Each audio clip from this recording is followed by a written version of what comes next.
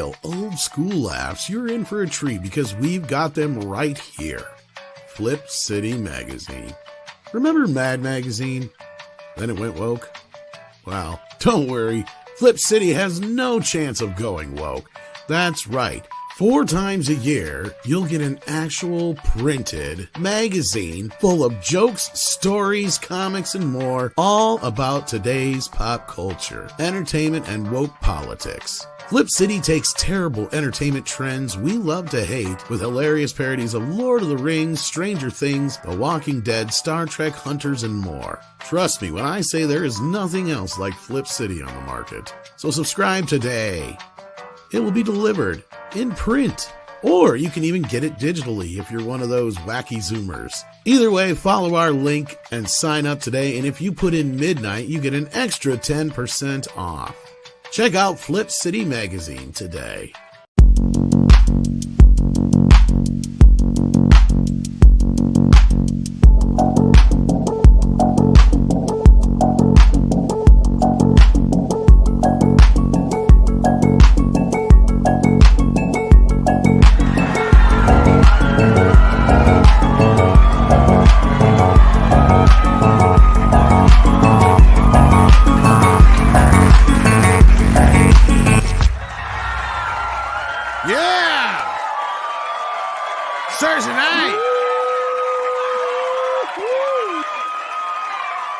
Zack Snyder out there talking some shit.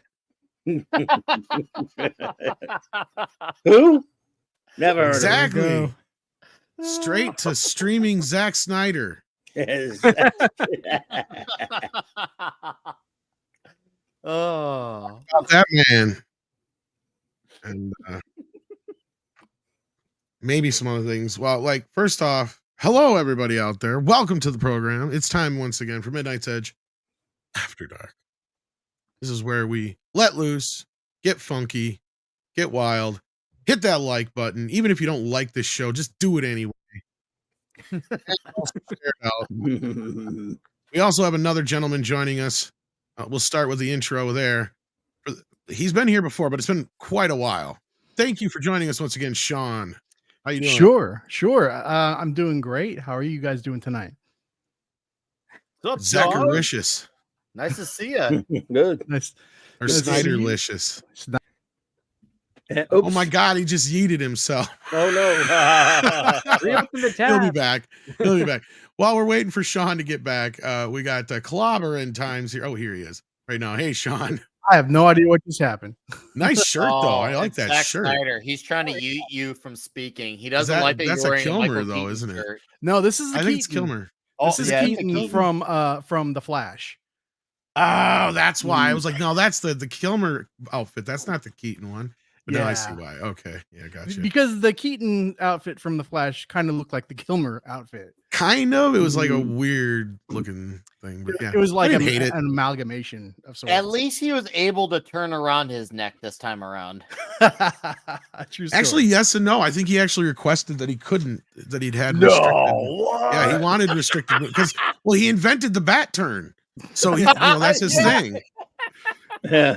That's He even actually talked kinda about great. that in an interview. He's like, I figured out I couldn't turn, so I had to make it look cool when I turned. So I invented the bat turn. He actually did make it look kind of cool. Actually, he, like, could roll it, and it was one of those things like I kind of like. The best didn't example know is the it was Junior momentum. Bird Man. Catch me. Junior Birdman. Yes, sir. Into Yep. the air. Yeah, when he flips him around there, he's like flips around and he looks at him like that badass, like, yeah, movement.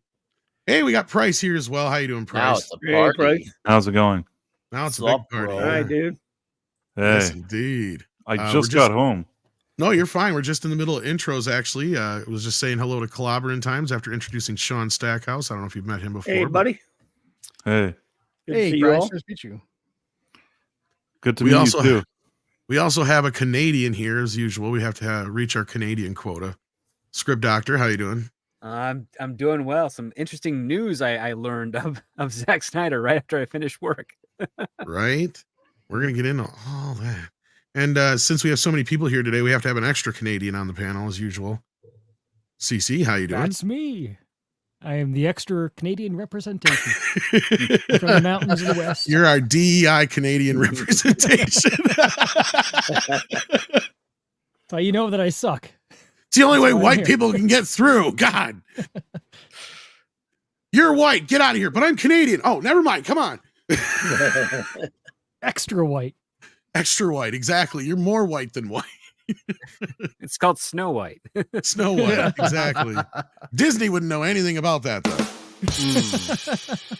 Yes, indeed. Snow brown. And I'm sure Snow White is one of the many flavors of Nick Weiser. We only know of 32 that we've discovered so far.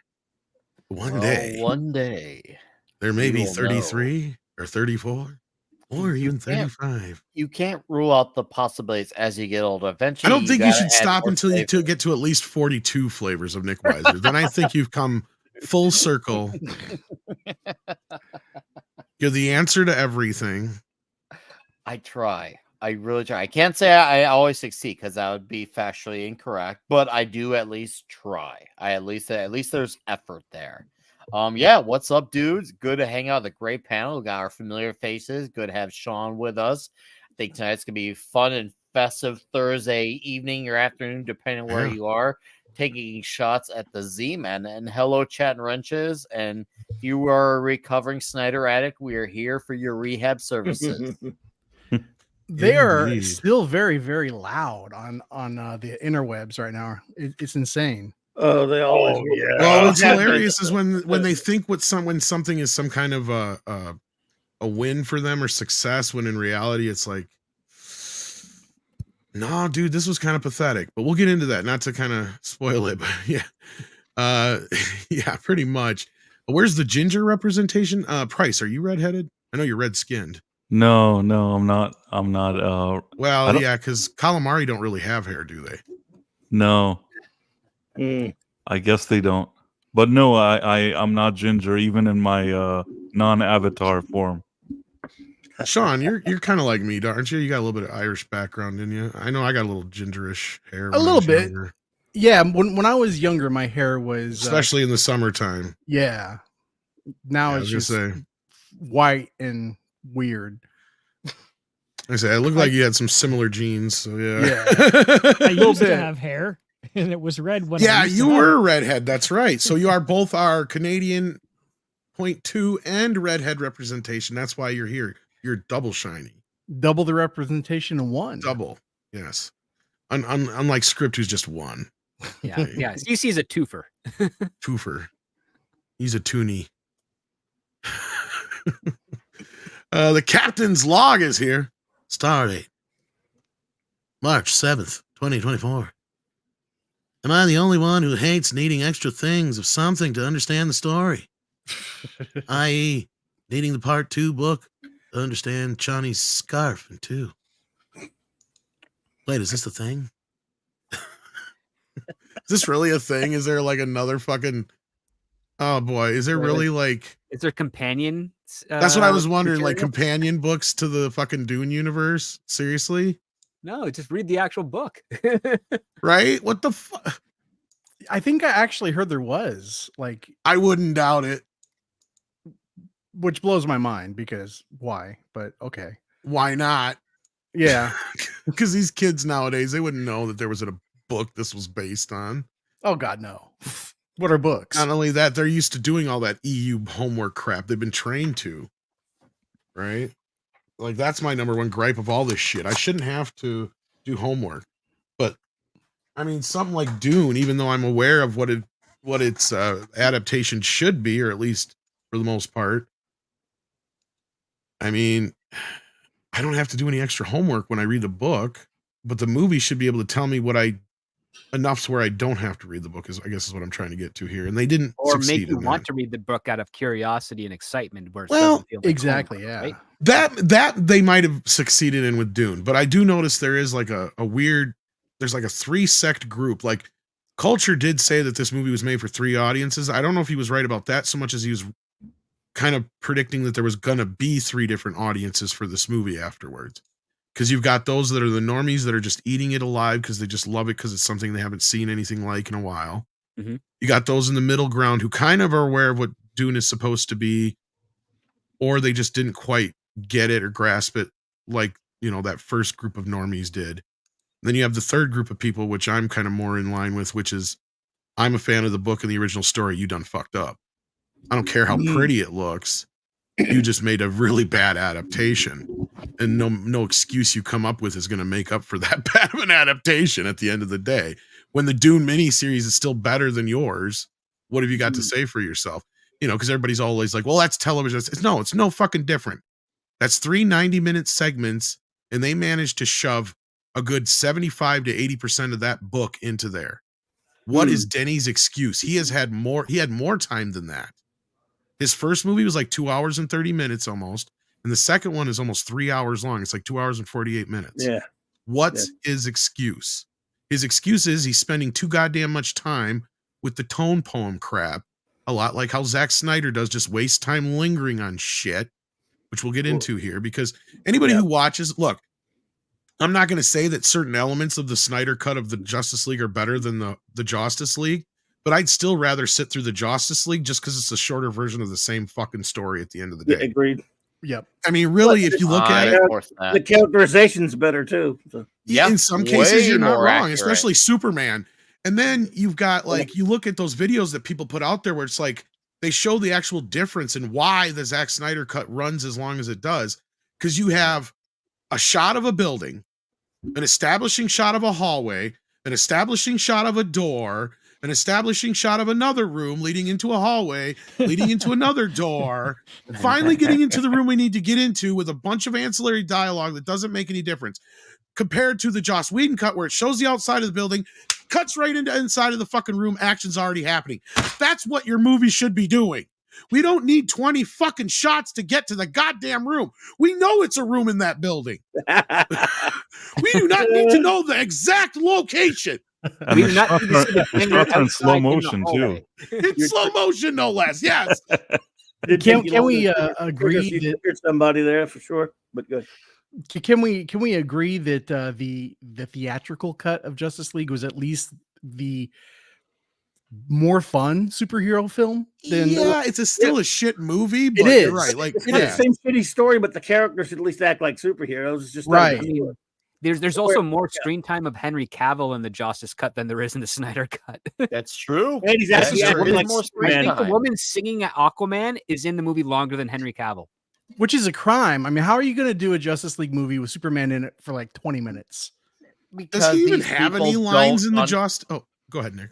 These people don't understand nor care to understand the character of Superman. They see him as, he's this big, colorful character that people don't take seriously. They create reasons to not use him, even if it doesn't make sense. No matter how much cultural relevance he still continues to hold to this day, they keep trying to say, "Oh, well, he's not dark, or he's not the character to be taken seriously." They're worried too much about a crowd who actually doesn't care about Superman versus an actual crowd who does care about Superman. And I'm not even just talking about comic book fans.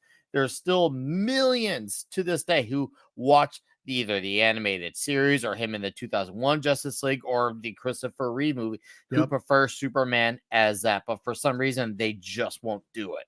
Well, I mean, I don't know if you have seen today or not, but James Gunn posted on Threads like his inspiration for his version of Superman other than the Donner movies. Mm-hmm. And one was a panel of Superman on a ledge with a girl that was about to delete herself. That was from All-Star Superman. Yeah, All-Star Superman. Yeah, and all he did was talk to her, you know? And great comic. Yeah, absolutely. Great comic, yeah. Oh, so good. Snyder does not, never did, never will, he or Goyer understand Superman, nor did he ever respect him. He's a moron who doesn't understand any of the DC characters. Mm-hmm. If you're triggered by He's that. just like most modern day fans where they just obsess over Batman killing when it's like, if you think that's like the main thing Batman's about, then you totally don't understand Batman. It's just like the same people who don't understand why the Punisher does kill. It's right? also Like, exactly. It's also as bad as the people who are like, oh, Batman kills the Dark Knight Returns. No, he doesn't. Did you actually read the comic? No, he does not. If you actually read the comic, he's not this ruthless Punisher-like character. He's Snyder would disagree with you, Nick. I know Exactly. you would, and I was And telling well, and he Snyder said that in this interview, and that's what Yes. we should probably Snyder get doesn't know some. anything about the he, characters. He'll kill a proves- mutant, but he won't kill the Joker. Yeah, that makes sense. No, he didn't kill the mutant, you idiot. He Exactly. proves my argument. He's a normie comic fan. He's not an actual comic fan. But anyways, carry on, Tom. Well, I'm just we'll gonna get say into before it we more. get too deep into this, I suppose we should set this all up so people even know what the hell we're talking about. Yes, good. Last call with Troy Pacelli's in the house. He's been a member for 18 months, and I want to Hey. grab his super chat because it doesn't sound like he can stay long. It says, just stopping by to support. Thank you, Troy. It says, Tom, keep fighting the good fight. You are a hero of our community. Well, I don't know about that, but I appreciate the sentiment and the donation, of course, and the support is always Mr. Troy Pacelli. We appreciate that. Yes, sir. Troy. But I yeah, don't so know what why happened you was would is object. Why would you object? just because I don't feel like I've done anything. Look, heroes are like firemen, Tuesday nurses, night, doctors, cops. I'm no hero, right? Like I talk about Well. fucking movies, dude. I'm not gonna get ahead of myself. Like Okay, let's just say you were a movie hero because you know what? Tuesday you had a me and cultural the hero, cat dying. maybe. Okay, Yeah, I'll take you that. had A us cultural hero, dying perhaps. Tuesday Okay. night. Tuesday night was legendary, and that was. But I all don't because even of want to you. imagine being on the level of like anybody who's like an emergency worker or even That's people like fair. in our own community. Like, I mean, I would put Jay up there or even Toxic Man Flu. I'm not going to get into what he does for a living and all that kind of stuff. But like, you know, there's people like that I would put up there way before I'd even think about That's fair. myself or anybody. I like to smoke cigars sometime. I don't know if that's Yeah. considered heroic, It is. No, but it's cool. especially when I'm drinking whiskey. Well, Especially when I'm drinking whiskey, those things go together well. all right. You're So a what this whiskey is all guy, about is too. Joe Man after Rogan. my heart. Joe Rogan had Zack Snyder on his podcast. For some reason. And actually, it sounded like this was something that was recorded. Well, maybe it was newer because he said something about April. Never mind. So it's probably pretty new. Where should we start with this shit? Let's try and figure out who canceled on Joe Rogan. Like, Wow. okay, yeah. Right, First good of point. all, wow. So the highlights of this thing were Zack Snyder talking about how Batman is irrelevant if he can't kill, and that he claims that more people saw Rebel Moon than Barbie. Those were the two big highlights of the conversation. But let's be real. I'll tell you, here's my assessment because I listened to all 2 hours and 10 minutes of this garbage. Wow. I'm so For an sorry. hour of it, they talk about nothing but 300 and sexy men. Okay, I shit you not. Oh. And not only that, they get into how Spartans used to treat little boys. I'm not going to get any deeper than that as Whoa. far as that subject matter. Wow. I will say that they almost make excuses for it and act like it's cool. And then they talk about how the world could have an apocalypse at any time and how it could be really cool if they went back to the ways of the Spartan. So take that as you fucking will about our friend Zack Snyder here. But anyway, that being That's said, how it ends up being a 2-hour interview because everything he does is Like, long. yeah, no. Well, I think Script actually listened to it too, so I'm sure he has many highlights that he caught on to. But I noticed that, yeah, he talked about Watchmen for about 10, 20 minutes. Maybe talked about Superman and Batman for a total of 10, 20 minutes. But in that 10, 20 minutes, you got everything you need to know about this guy, and that is that he does not understand superheroes at all. And that he wants to make another Dark Knight movie. Yeah, so, like, I don't know. Like, this thing was just a slog to get through. I can't believe Joe Rogan was being such a puppet and yes man for him on this podcast. And all I Yeah. got out of this was I that can't believe Zach isn't much more than an insecure man-child, a narcissist, True. and I don't even understand how he could talk anybody into making a movie in the first place, because I can't wait till your new video Script. The Script did a great video He's got before. pictures. If you want to grab that link for me, I'll definitely show the one you Which already one? did. The script doctor Either cut one or of the them. original? The Script Doctor cut most likely would be probably easier to show, I imagine. But yeah, like just so that people have an idea. Because this guy, I don't even know how he gets to talk people into making a movie, because he is not a good communicator. I found myself phasing out during this interview. I mean, they're talking about fucking golf at one moment and shit. And it's like, dude, what the fuck? Like, this is the dumbest thing I've ever listened to in my life.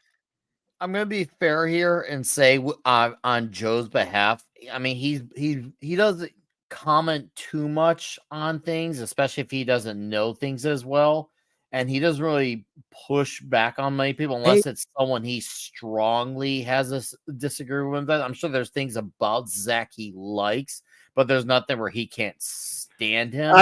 He's also a very good listener too. Like even if Yeah. whether he agrees or not, he's the type of guy who lets people finish their thought, whether they Yeah. go on longer than they should.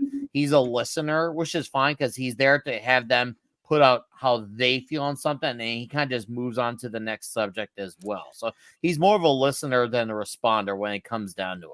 But why would Joe wait to have him on the podcast now instead of like when he did Man of Steel or like when BVS was?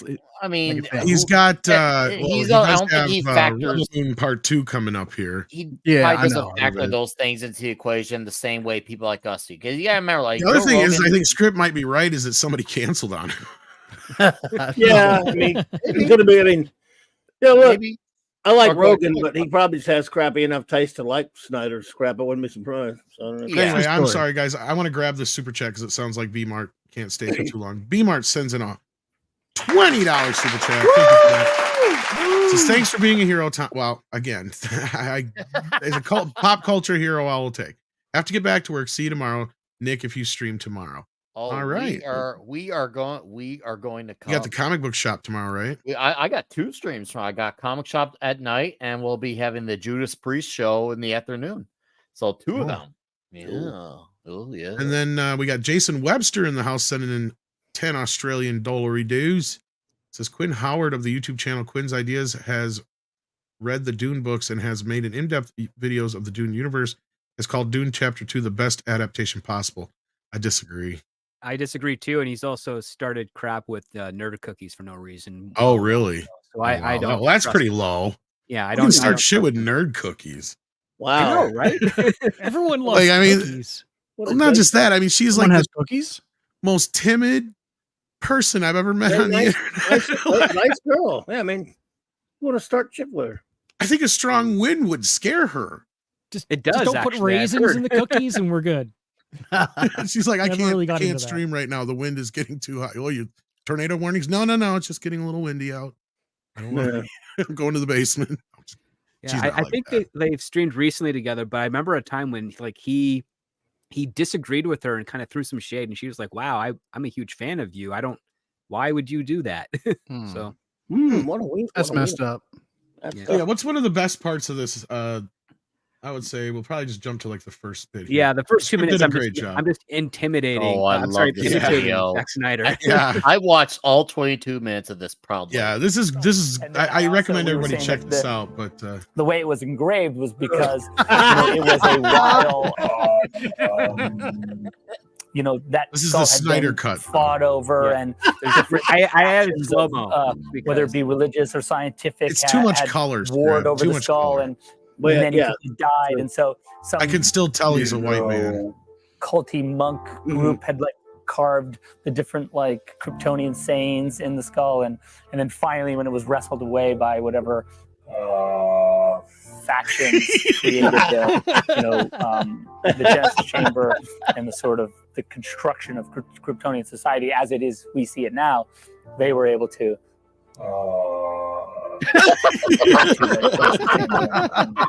start to create. And I would say that there was probably in the other Genesis chambers across Krypton, there might be a femur or a little chip, just like Saints, you might get the whole skull in the capital there. You're going to have a pretty important piece of that skeleton, but maybe in other cities it's smaller.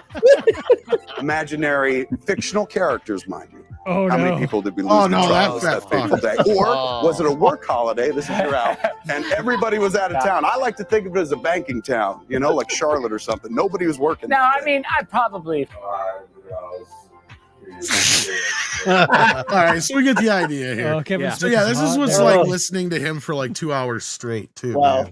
man. Yeah. Oh my god. Well done. Sorry, Yes, Kevin us. Smith just like waving, cooling man. himself off. He's looking at Zack Snyder. And he's just like totally hot for the guy. It's like, He's trying to help Zack Snyder here because Zack's not helping his own case. Like that was, I watched that interview when it first came out years ago, and I'm like, how did this guy become a director? Oh, And I mean, probably the most idiotic thing the dude says is when he gets into this whole idea in his head that he thinks Rebel Moon could have made $1 billion at the box office wow. because Yes. of how many people watched it. Oh, Now he Not does. at all factoring in the runtime. Right. Well, he does mention that, but he also does. I will give him some credit that he does kind of mention that they are two different animals, and that he does acknowledge that people were more likely to give Rebel Moon a chance on a streamer like Netflix than go see it in a theater. But at the same time, just the way he tries to word this and the way he acts like it's this big deal, it's like, dude, you don't get it, do you? That's what I heard that earlier. I heard a little bit about it, and I was going, "Was he kidding? Is this a joke?" But no, he's dead fucking serious in the way that he presents this. Yeah, I realize. Like he claims that like 100, what is it, 160 million people watched Rebel Moon. First of all, I'd like to know where he got those numbers from. Secondly, like look, on average, I looked it up. Roughly like 40 some million people went to see Barbie in the theater. That's each individual ticket bought, right? Yeah. Okay.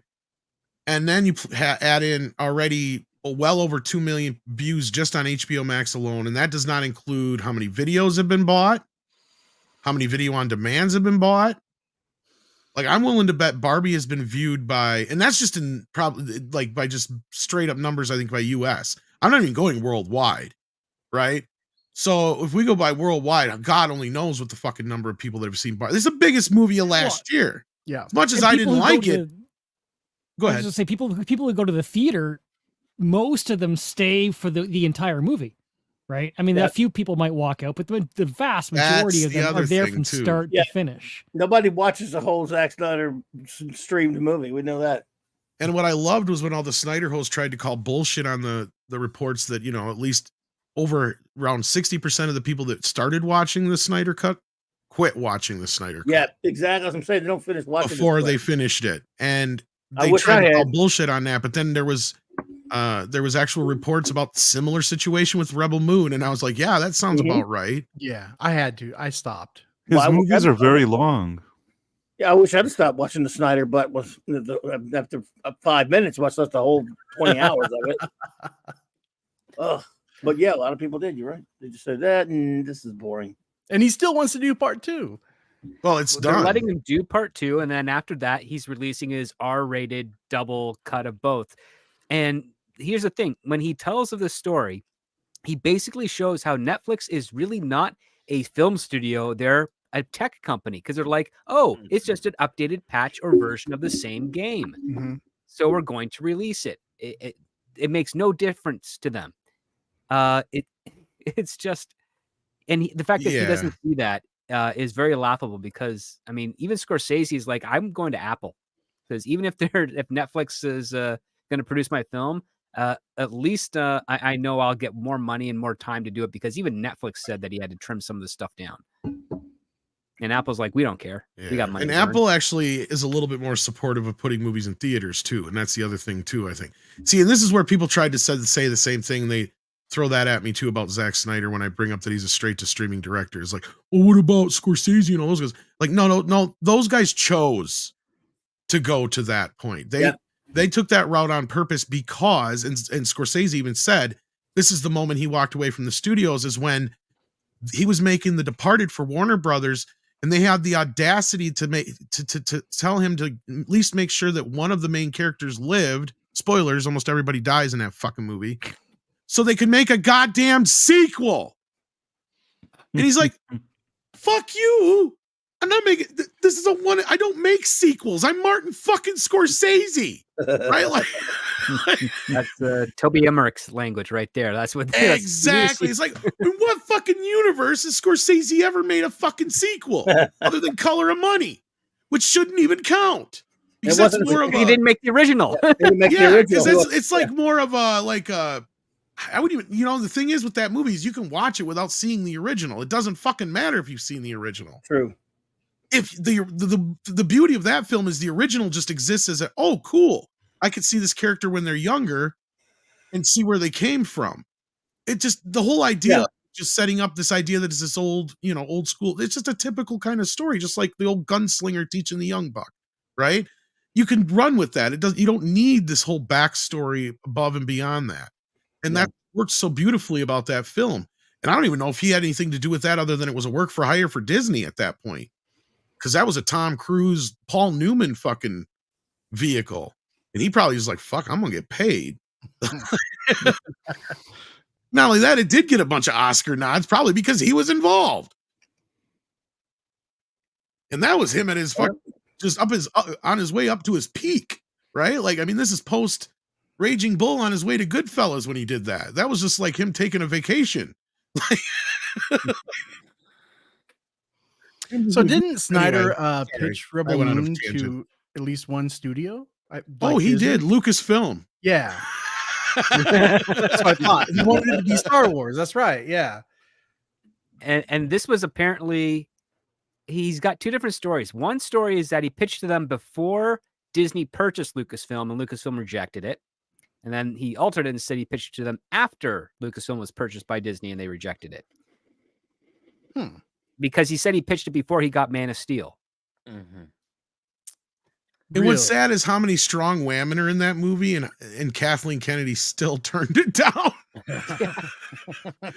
And it fits. Go ahead. Sorry. I wanted to say, I think that Zack Snyder and Netflix are a match made in heaven. It's actually the perfect thing. They don't really care about quality control as much. And all of that kind of annoying stuff that he has his Zack Snyder cut, they actually get excited about that. That there's another, they can recycle it over and over again and continue to maybe, I mean, I don't know if the bottom line will be good for them long term. I don't know if they'll do more deals with him, but on the surface, they're not looking for quality, and he's not a quality director. So, well, he's if you ever need, he's the perfect. Hey, could you do the Netflix adaptation of this? He's the perfect one because he'll make all the characters, not the characters. Yep. He'll make them add slow-mo to a 3-hour film. Oh yeah, and they like things that are overly long. That's already perfect for him because he already makes everything 2 to 3 hours longer than it should be anyway. It really is a match made in heaven. Seriously, it's great. Oh, well, and he's got a little rabid. I actually hope he stays. And he's got a little rabid fan base that'll sit there and watch his shit on repeat. He does. Right. Rabid cult, more like. Cult. But Super Dave is right. I misquoted it. He said 90 million households watched that. Netflix sees the views as 2 people. How do they know that? So he took 180 million times $10 a ticket, $180 billion. He said. He should look at the price of what Barbie tickets were in the average price. Like that. Not only is it awful math, but he's also what? He's also stupid because this movie was in fucking theaters, so we could actually see the actual amount of people. Actually, even though it was a select few theaters. It didn't. I saw it in the theater, and it wasn't. I don't think it was packed. Even it was like a limited screening, and I don't think it was packed. There were some people there, but it wasn't packed. Which one? I saw Rebel Moon in theaters. That was in theaters? I think it was like limited release as. Okay. Yeah, it was like playing for a very short amount of time, and I went on the first day, which should have been a full house, and it actually wasn't.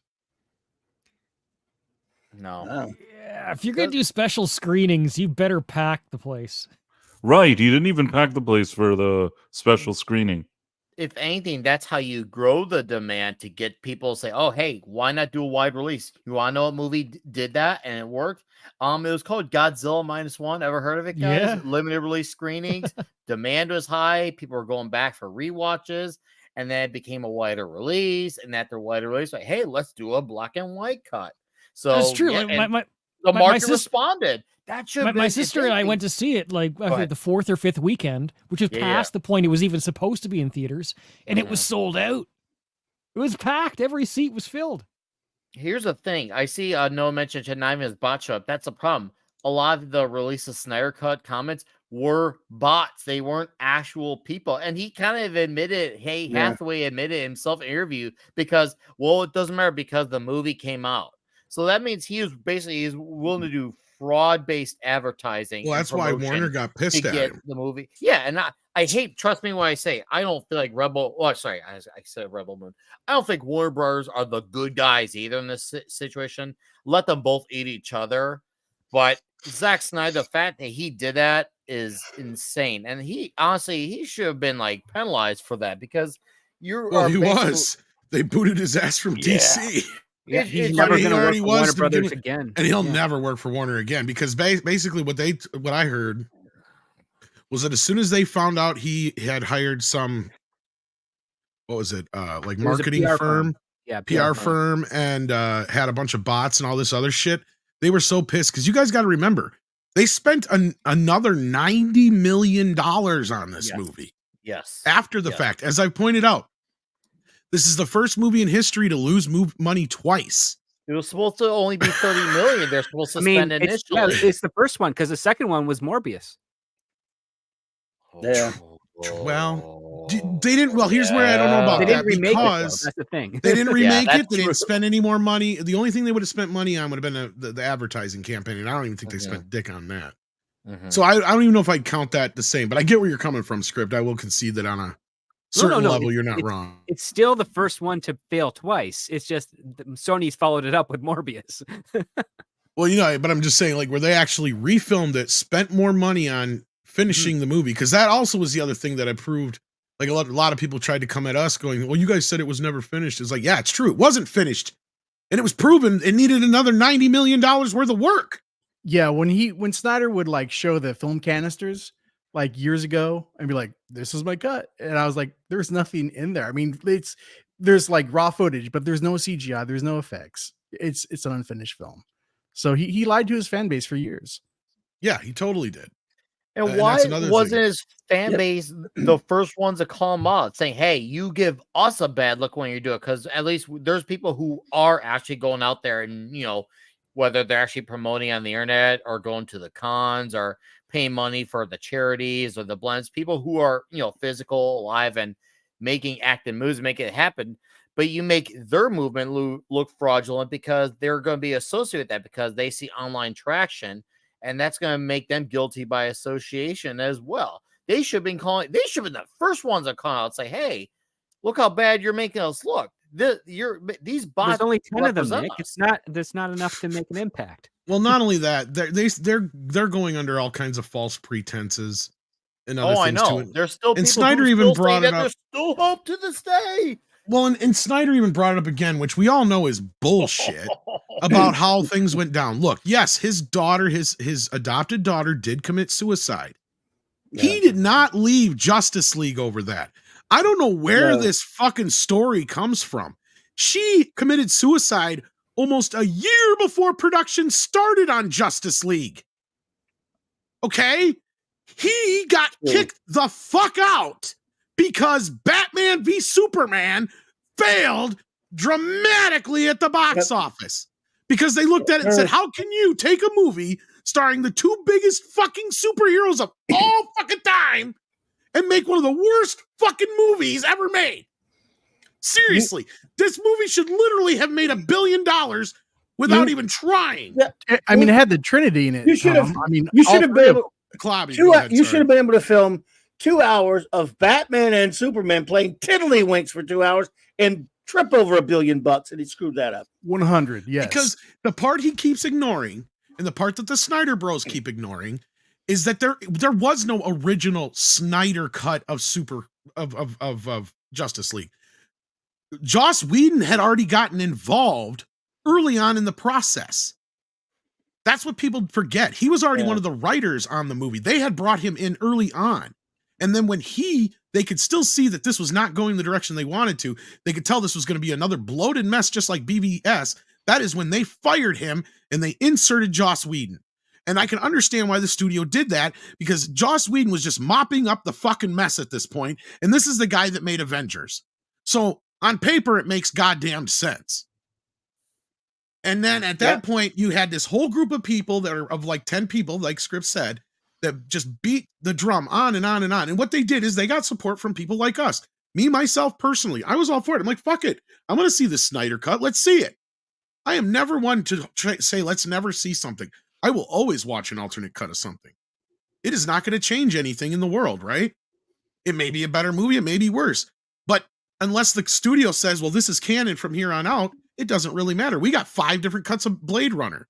Take your pick, right? Like, there's only one of them that's technically canon to Blade Runner 2049, though, and that's the final cut, which that's one of the few times in history where they've actually taken an alternate cut and considered that canon, that is a rarity. In most cases, they still always, and this is the way Warner Brothers considered it when they would do the screenings and people would ask for the Snyder cut. That's why they couldn't get it for any theatrical deals. And Snyder had to finagle it the way he did by basically renting a theater and showing it himself without getting permission, basically, because they refused to allow it to be shown publicly in theaters. Because as far as they're concerned, that's just a Netflix streaming series. So there you go. It's not even a movie to them. And then the next biggest thing of the Snyder bots was for somehow through fan voting, Ezra Miller's The Flash going back in time from the Zack Snyder Justice League was more popular than Captain America picking up Thor's hammer in Avengers Endgame. That's hilarious. Like that no. Like, look, I mean, I'm not trying to sit here and shit on Snyder all day long. Why not? But he's brought this shit on himself. Yeah, I was right? gonna say he is a laxative. This is fun. Yes. Like a sport for us. We're at the World Series. I mean, now. if anybody wants to come out, look, I didn't like Barbie, but I'm gonna be the last one to sit here and try and pretend that it wasn't any kind of success or that Rebel Moon was in any way more successful than Barbie by any long shot. So silly. And I happen to know that Margot Robbie is at least 2 or 3 inches taller than Zack Snyder. So without heels. Yeah, without heels. Mikey, Also, you can get in here and defend him. I mean, come on, Mikey.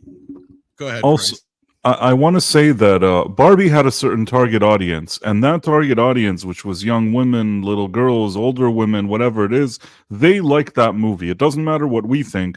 They managed to get all those women out there for this kind of pop culture moment, and it had it made its mark for them. Not for me, but on them, it did what it was supposed to do. Rebel Moon was supposed to target people who like science fiction. I don't think it made that kind of mark. Forget about the money. Forget about all the box office. It's not like people are walking around and saying, wow, Rebel Moon. Rebel Moon, usually somebody says it and then there's like a follow-up joke. You know what I mean? Like, like somebody starts saying Rebel Moon and it ends with people like snickering. You know what I mean? Yeah. No, you're right. I just want to address this here. Oh, go ahead. Well, I was going to say, like, even if we don't like something, but it succeeds, a lot of us on the panel are the first ones to admit that, hey, I think this is terrible, but you know what? I won't deny if there's an audience out there that likes it, because at the end of the day, the facts are the facts. And a lot of people went to go see Barbie, whether it was a one-hit wonder. Obviously, time will be the biggest factor in that, deciding factor, if you will. But as of now, where we are today, that movie was a gigantic hit, and I feel like there's no denying that. Well, and Super Omicron is defending Snyder in the chat, and I would have gladly had a Snyder defender on here. Mikey has the keys. He can come on anytime. There's not really much to defend Zack Snyder, but I mean, this quote, he fights for the fans. That's fair, but here's my issue with the fans, and I'm somebody who's taken a brunt of a lot of their bullshit. Super Omicron. There's two sets of Snyder fans. There's those who are almost embarrassed to be fucking fans of him because they do like his shit, but they're embarrassed about how other fans act.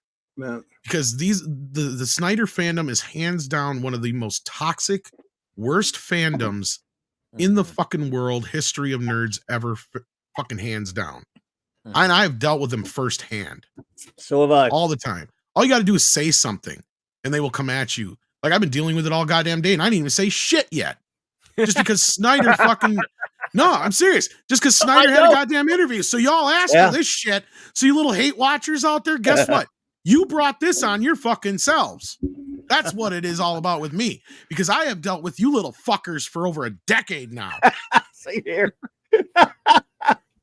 Yeah, me too, Tom. Since a year before the stupid... And you're never getting shit out of me. Came out.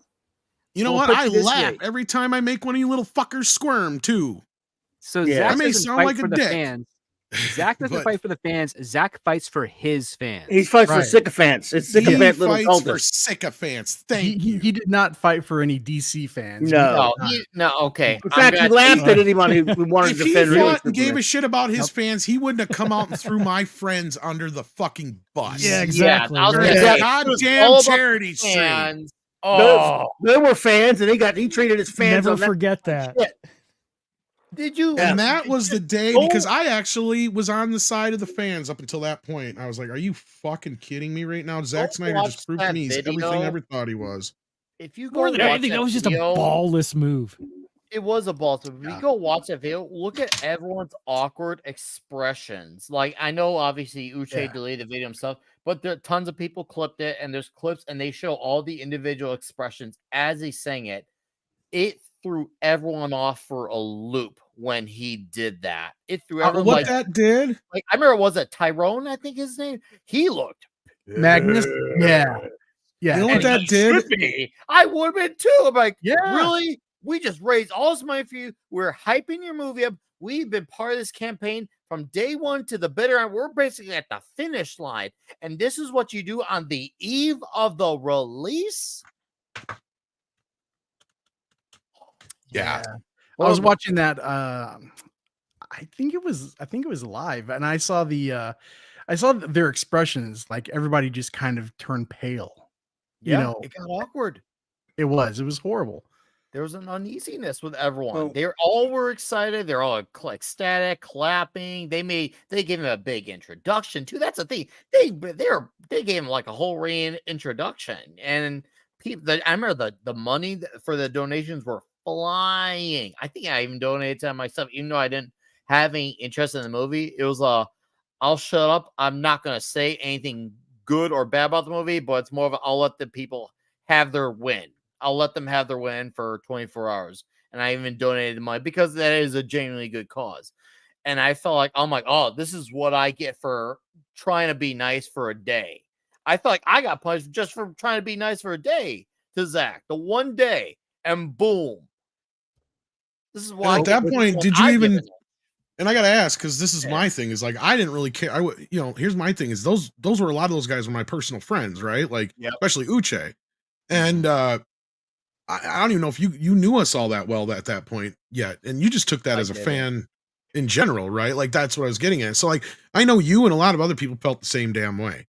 Look, and I get every time the Snyder shit goes off, for every Snyder bro that comes at me with some bullshit, which is usually some sock puppet account, so it's probably the same dude with 3 accounts. I'm not stupid. I get about 10 messages from what I would call reformed Snyder fans apologizing on behalf of them. And it's usually the same people, but I tell them, look, it's not your fault. I don't have a problem with anybody who's a fan of something. You can be all the fan of something you want in the world. I'm not going to stop somebody from eating Kentucky Fried Chicken if you're a fan of that, right? I like extra crispy. You like original recipe. That's your thing. Go for it. And that leaves more extra crispy for me. Like it actually doesn't. It doesn't seem very hard to get Zack Snyder to appear on your YouTube channel, because there are a handful that have like pulled him onto their channel. So you just have to like talk him up and like kneel at his altar, and he'll show up. That's what it seems like, and that's where like I'm not sure that Script, even though he's joking, and he's probably only half joking about somebody just canceling, and that's why Zach's on here to this day, because you're right, it's not exactly like it's hard to get him on.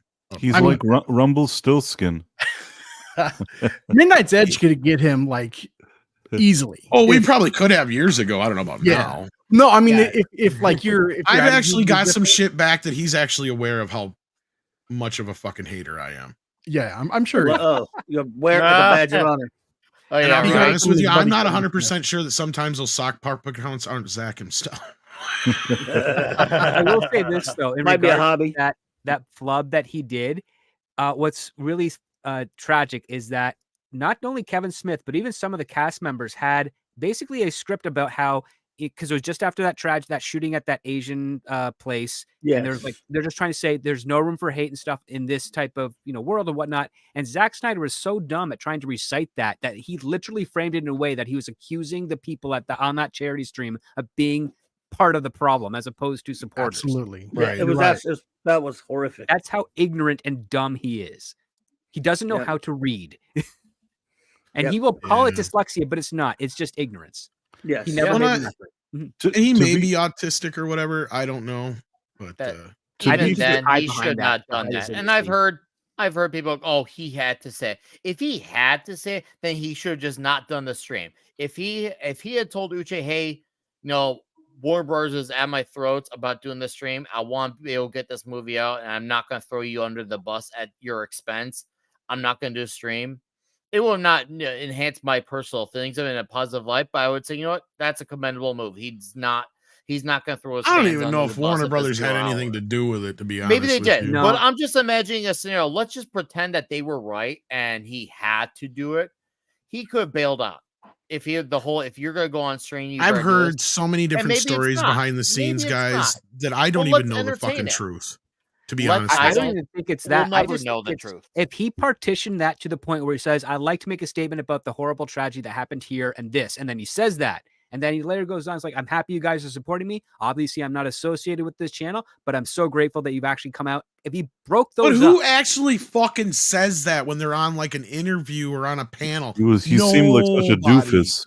Exactly, well, nobody, but that was the talking point for everyone Yeah. promoting that movie at the time. Like, that's just what it was. It was the dumbest thing to do. But I mean, even if you have to say something like that, you have to frame it in a way where you're doing it as an isolated statement. And Zack Snyder doesn't understand isolation. That's why he tethered it to a point where he basically insulted everyone that was on that stream and everyone that was supporting him. And what boils down to here, Script, is that somebody told him, whether he was aware of it or not, or whatever it was, or he did this on his own accord, or somebody, and I don't think it was Warner Brothers. I think it was somebody in his own circle, right, that had informed him. And this is right around the same time we were dealing with a lot of that rewriting Ripley type shit and all that kind of stuff, getting lumped into these, like all of us were getting lumped in these groups. So I'm sure somebody told him that they are no, and because this is the things that come back to us about Midnight's Edge and Doomcock and other, people in our group that we've heard about, where they flat out said they're racist, misogynistic bigots, and da da da da da da. So because they hear those things, of course, they come out, and that's why Zach said something. I know it, you know it, we all fucking know it. But the fact that he said it was the part where it ruined everything. It brought everything to a goddamn grinding halt, and we've never had that ever in the history of ever. On the millions of Friday Night Tights shows we've ever had, on the dozens of interviews that we've done, on any other show where anybody's had a celebrity come on, no celebrity has ever come on and said anything remotely close to that ever. That is the most fucked up thing. And because I think that is because that's the first time we actually had somebody who had something on that big of a deal coming out, on that big of a level, and he needed to make sure that this was a big success no matter what. So he was willing to go, in his eyes, talk to just about anybody, but he was, as you pointed out, telling the audience exactly what he felt about Geeks and Gamers. And Tom, wasn't that like really kind of organized by Jeremy and Geeks and Gamers? Wasn't it like more so by Uche? But yeah, it was just the fact that Uche was associated with Geeks and Gamers. And I think that's where kind of part of the problem came in, right? Because I think Snyder and his people were under the understanding, being Uche, a former NFL player, that he was coming on his channel. Mm-hmm. And then all of a sudden there's like all these other people that are involved with Geeks and Gamers and stuff that are involved because, and I'm sure somebody told them that Uche is associated with Geeks and Gamers. And that's probably where that word came in. Right. Yeah. And again, I have heard so many fucking stories. I don't know everything that happened in the background. I've talked to Uche about it before he passed. I'm not going to get into all that kind of stuff, what was said or what wasn't said. The public saying, I'm just going to leave whatever anybody said publicly. If Jeremy, whatever he said publicly at the time, same thing with Uche and everybody else. That's what they want out there publicly. I'm not getting involved in the this, that, and the other behind the scenes bullshit. Right.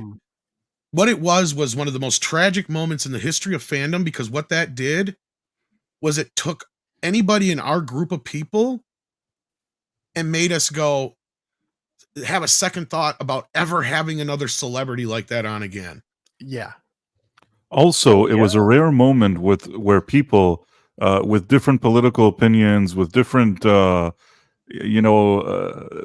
different walks of life, all getting together, doing something positive with fans and fandoms and raising money for charity. It could have been like a watershed moment where you see all these people working together, and instead he came on and he just turned it into the biggest bummer within 20 seconds.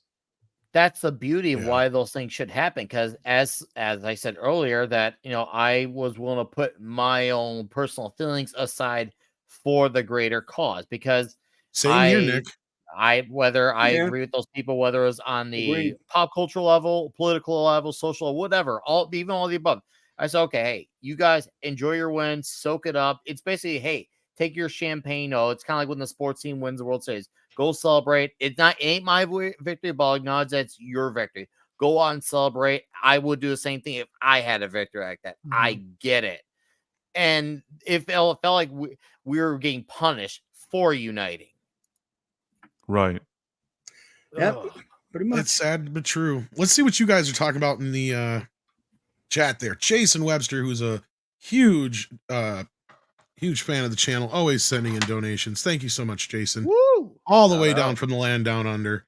Says Barbie has won 158 awards from 456 nominations. Holy shit. However, it has not won any awards in the major categories at BAFTA, PGA Awards, DGA Awards, and the SAG Awards. It won't. Wait, aren't the PGAs like the pro golf? No, producer good. I know, I'm just being a shithead.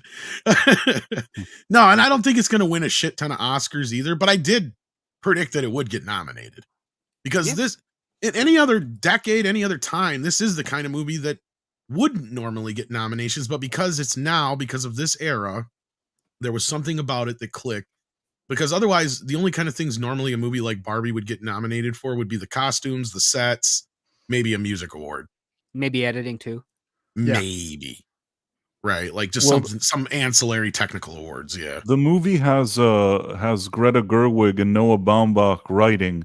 That alone, they're like darlings of the Academy because they sniff all the farts they need to and peddle all the agendas that they like. So it's obvious that alone already has some weight. It does, but here's the thing. Nolan actually made a good movie for once. Right. I hope so they give him whatever he actually award. Deserves this award. Yeah. This time.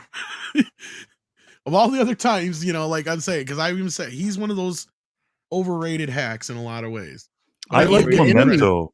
Memento is a good movie. Memento's good. Insomnia was pretty good. Is good. Dark Knight. Not bad. Yeah. He's the enemy, Tom. He's not going to get nominated.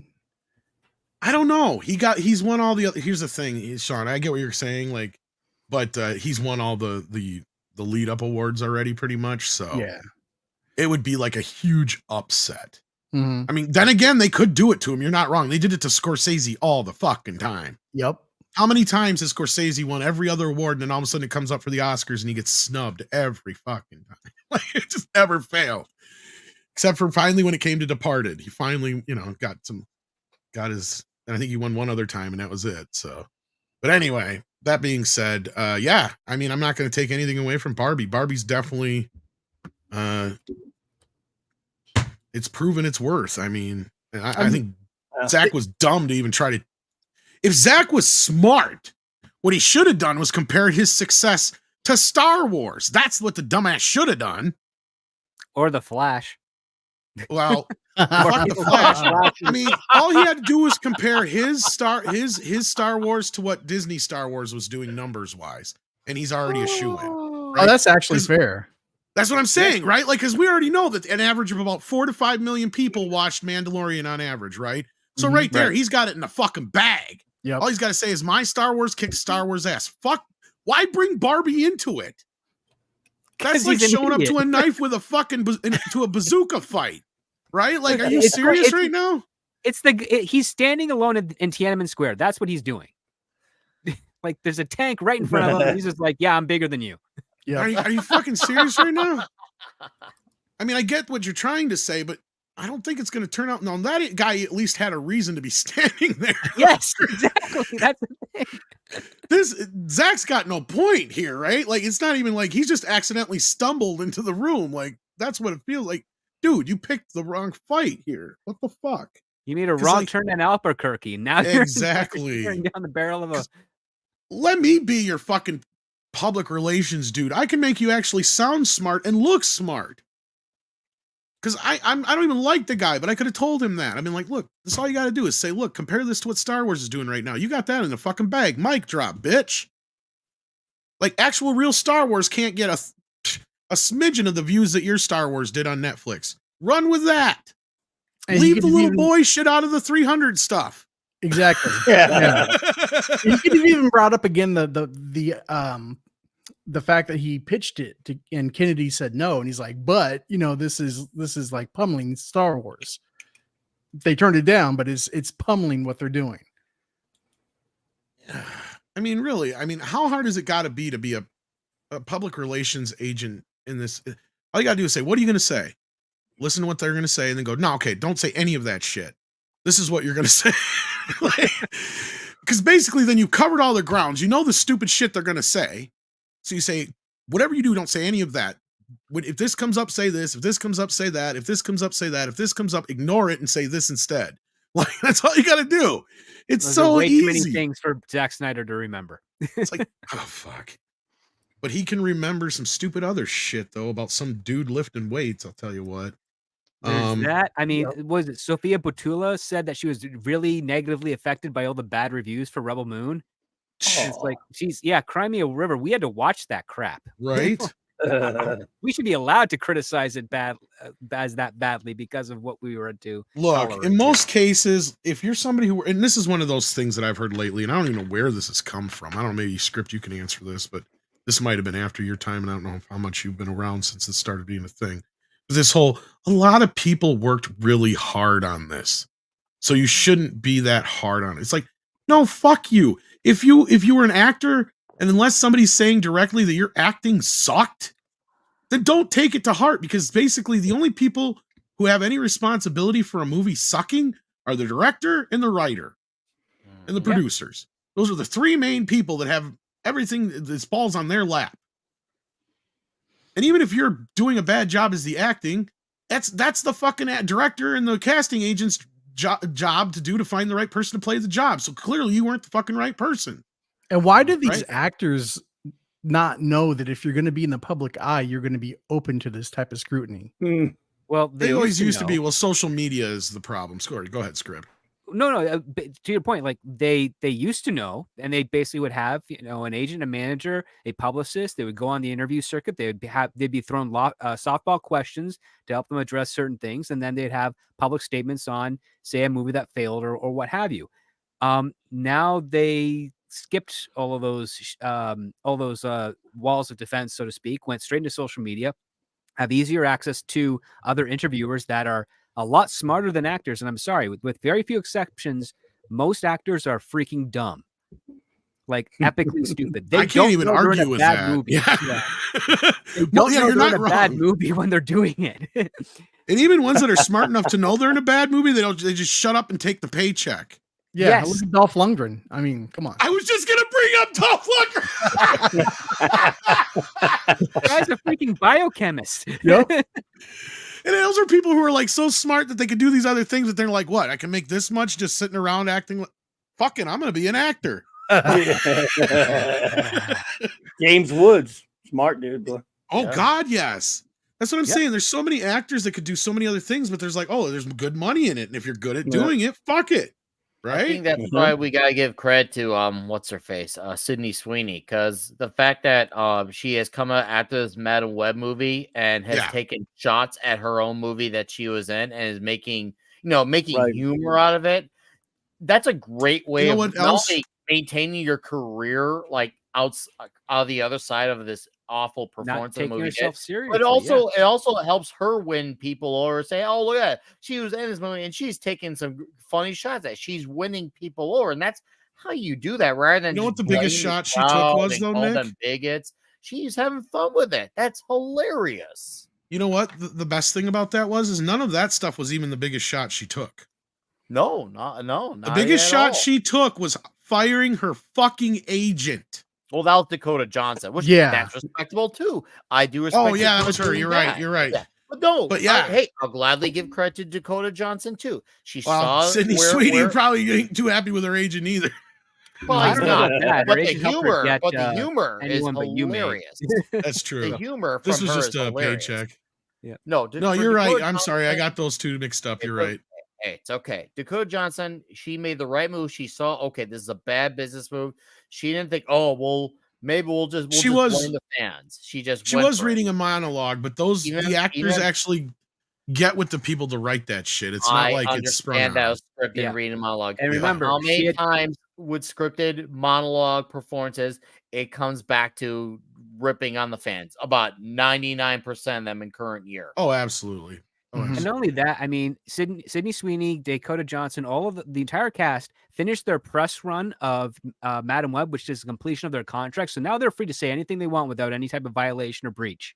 So again, all their criticisms happened 2 weeks after the movie premiered, which because all the press junket was done. Sydney Sweeney doing her SNL appearance was part of the last run of what would have been Madam Web, but because the People Choice Awards focused so much on Anyone But You, and it was a bigger movie, basically she was completely divorced from that, and she actually had free reign to say, yeah, Madam Web sucked, nobody saw it, but thank you for so much for seeing my romantic comedy with Glenn Powell, who we flew into 30 Rock to go be in one sketch and sit in the audience and pretend to be her fiance, even though her producer fiance is somewhere else.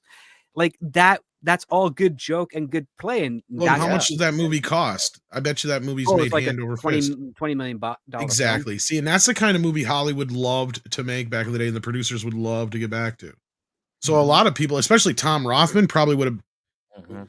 If I don't know if he produced that other movie too. Was that a Sony picture? Who made it? I think it was Universal, but I oh, gotta double check. He's probably pissed. Yeah. Because that's the kind of thing Rothman wants to do. He wants to get the studios back to that kind of movie making. So he's like, we need to make more Kramer versus Kramer and less Batman v Superman. Is it I'm not true shitting that- you. I don't know if that's an exact quote of his, but it's pretty close. Sorry, go ahead, Sean. Is it true that these actors for Madam Web were misled to think that they were part of the MCU? Yes. Oh, yes. yeah. Okay, so yes, But Anyone But You actually had a limited Sony distribution contract, but it was mostly an Australian independent film. Oh, then sorry about Rothman that. was Yeah. fine with that. So yeah, Rothman's fine. Yeah, he's probably pretty happy. He's pretty happy with that because he's like, that movie just made us a mint.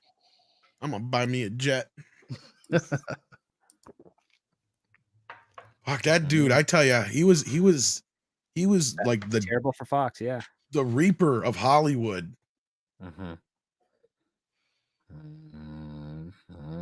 But a couple movies like Baby Driver later, and he's making Sony some bank. Yup.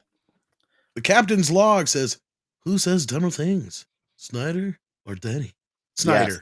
Snyder, but okay, fine, Snyder. I fine. like this answer. I was actually trying to be nice. I was actually trying to be nice. Once again, I try to be nice. Right. At least with Denny, there's a little bit of a language barrier. So you can chalk some of the shit he says up to that. But I think there's a language barrier with Snyder too, but I'm,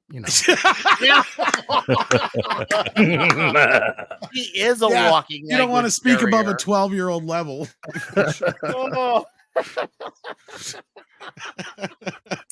Yes, Yep. exactly, Alyssa. And this is the thing with social media. Social media has made it too easy for actors to respond to their critics and respond to fans.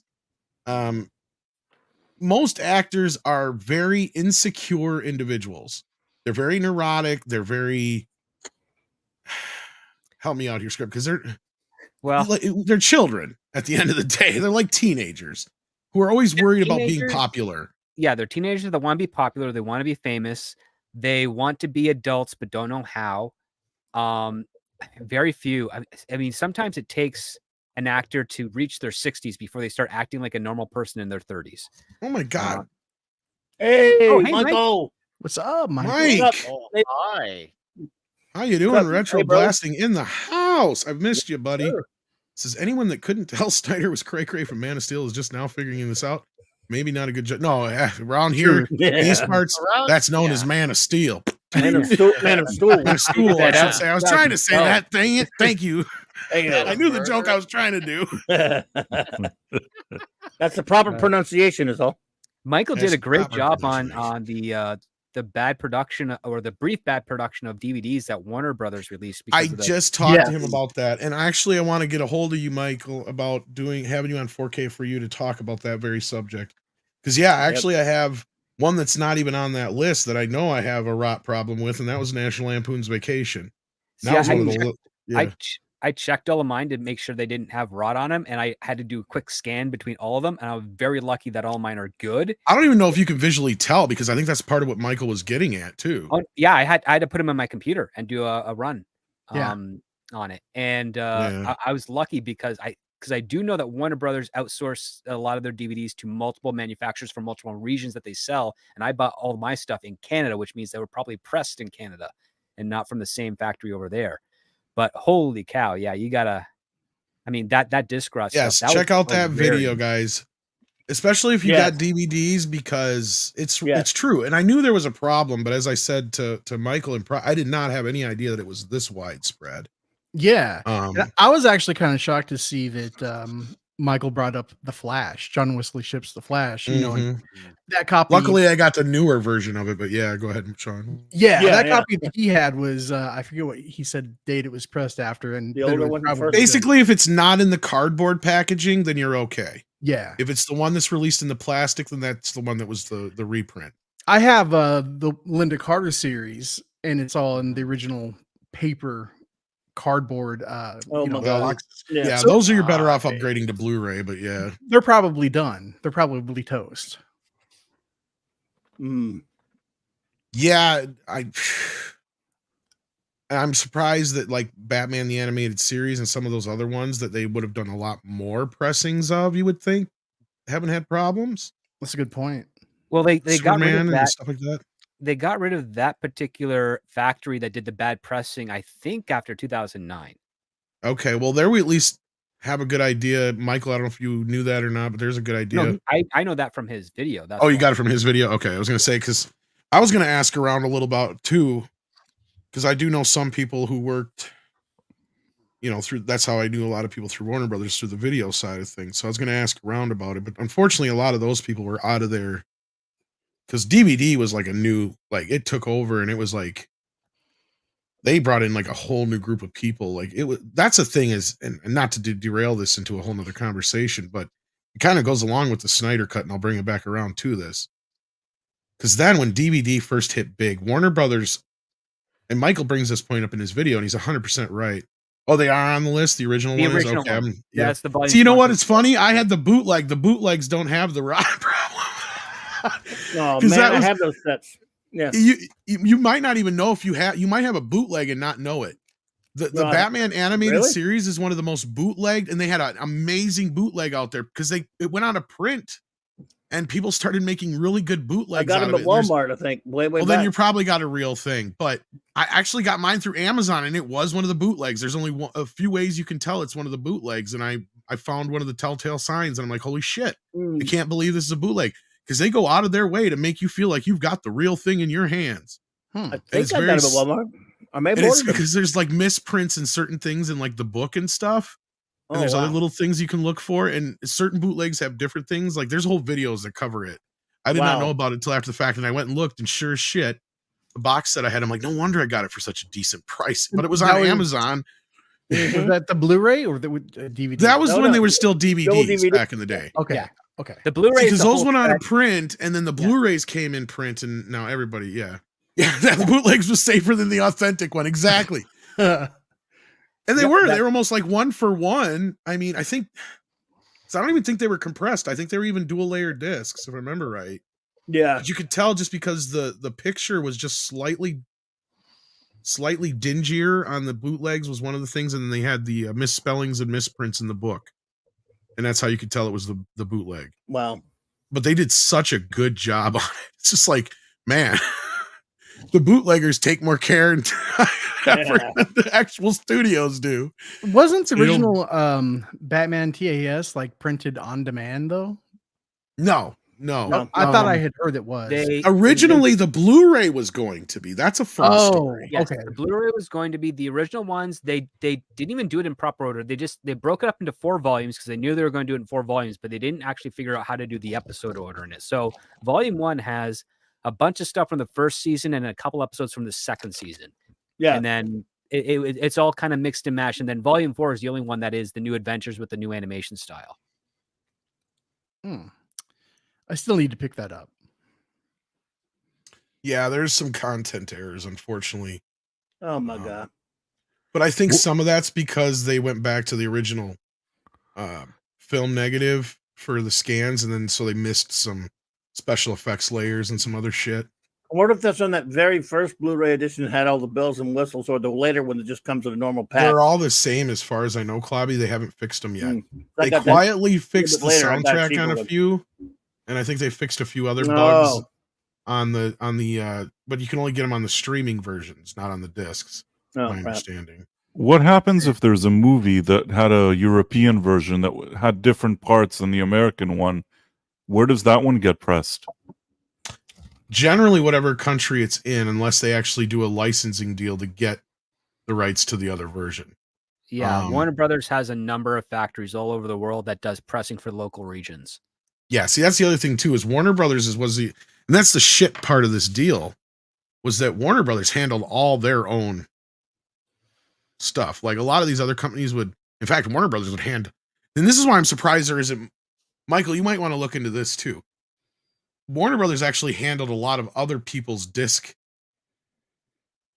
stuff. Production, thank you. Like MGM and a couple other ones. So I'm wondering if some of these problems are going to creep up on other discs that were also manufactured by Warner Brothers for other companies. Because Sony and Warner Brothers ended up, and Universal ended up pretty much taking on everybody's troubles. And like, that's kind of the way it worked. Yeah, all you have to do is source the contract and what factory did the pressing. Because Fox did MGM's on Blu-ray. Like, again, Warner Brothers has a number of factories that they work with, right? So that's why when the Warner Brother titles that I have that I went through and scanned, they were definitely released at the same time because I bought them as first run, but they don't have any disc rot on them. So they probably weren't pressed at the same factory that's being recorded on this one, because I got them in Canada, and Warner Brothers, at least at the time, had their own private pressing in Canada. So it was shipped domestically, so to speak. No tariffs or any of issues for that nature. But in the United States, if they used another company, whether it was stateside or whether it was out of state that just went to the States and then was distributed through whatever contract they had there, and that's got the disc rot, all you have to do is figure out what the inventory was, what the pressing period was, which is, it's no easy feat, but it's doable. And especially then you can for figure that out many movies, yeah. Exactly. And then you figure out, like, okay, that's where it is. Because listen, sometimes it might be, okay, you got the Wonder Woman disc that has the disc rot. But if you got one that was, say, Region 2 that was released in Europe, you're probably not going to have disc rot because it wasn't pressed at the same factory as the one that was done stateside. That's a good point, yeah. But it all depends, pretty much. Unfortunately now, or fortunately now, there's not as much issues because there's just not as much disc production going on, and Blu-rays and DVD or Blu-rays are much better than DVDs as far as not having that problem. Or at least none reported that I know of on Blu-ray yet. Maybe we'll get some on demand Blu-rays, but yeah, to answer the question about the whole Batman animated series fiasco, the story that I was told by people that I knew inside was that the problem at Warner Brothers was that everything was compartmentalized, but nobody would talk or work with anybody over there. So like, even though you had no solid DC department, and that was one problem, and this is something Script and I had talked about for a long time. And that's why we're finally glad to see that DC, for better or worse, we do have a DC Films department now, right? Officially DC Studios, yeah. Officially DC Studios is now technically taken over everything DC. But prior to that, everything was so compartmentalized that even if something was like a DC project, if it was animated, didn't matter. It went under the animation family department, right? So you had the DC department pissing and moaning, going, we need to release the Batman animated series on Blu-ray. People really want it. The animation department goes, yeah, well, we don't know. We don't see no reason for it. We just don't see any demand for it. And they would do this back and forth for years until finally they gave in and said, all right, fine. Go ahead and put it up on Warner Archive. This is why you thought it was originally Warner Archive. Because originally the Batman animated series Blu-ray set was just going to be a limited edition Warner Archive set. They sold out immediately. Like, I don't even know how fast they sold. It crashed the fucking site. As soon as they went up for sale. I So got like, mine oh, within the shit. first 13 minutes. Yeah, I did too. And I was one of the people that started telling people it was up or whatever. So that's part of, between me and a million other people type thing, telling everybody, all of a sudden, everybody's coming in and buying it. So they sold out immediately, crashed the site. And they're like, well, fuck, we did not expect that demand. And everybody in DC's like, well, duh, we fucking told you, like we've been telling you for years. This is the most, the biggest thing we've got that people want, but you won't listen to us. So they're like, okay, fine. So we'll push the release back a little bit. Can you do that? I told you, but in Nicolas Cage voice. Kind of I was. told you. So that I've heard you tell people really like Batman.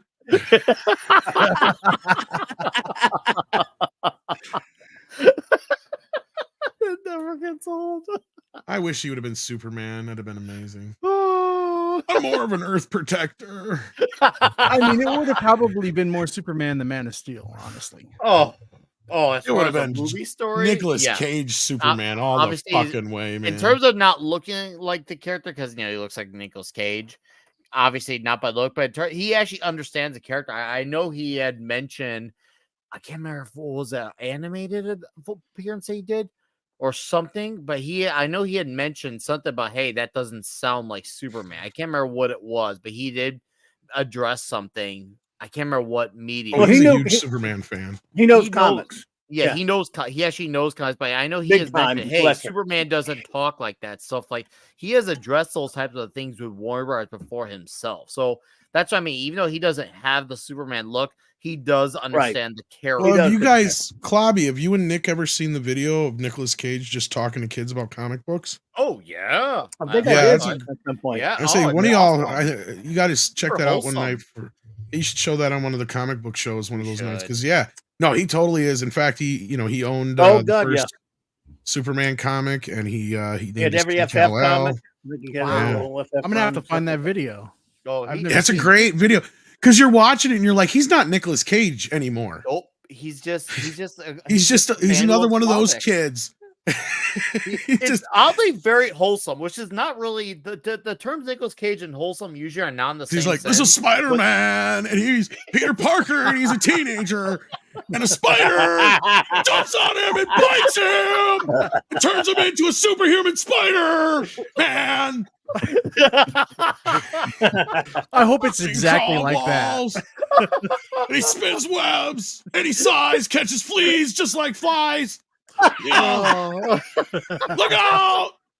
He's gonna kill the Green Goblin, but we don't kill people.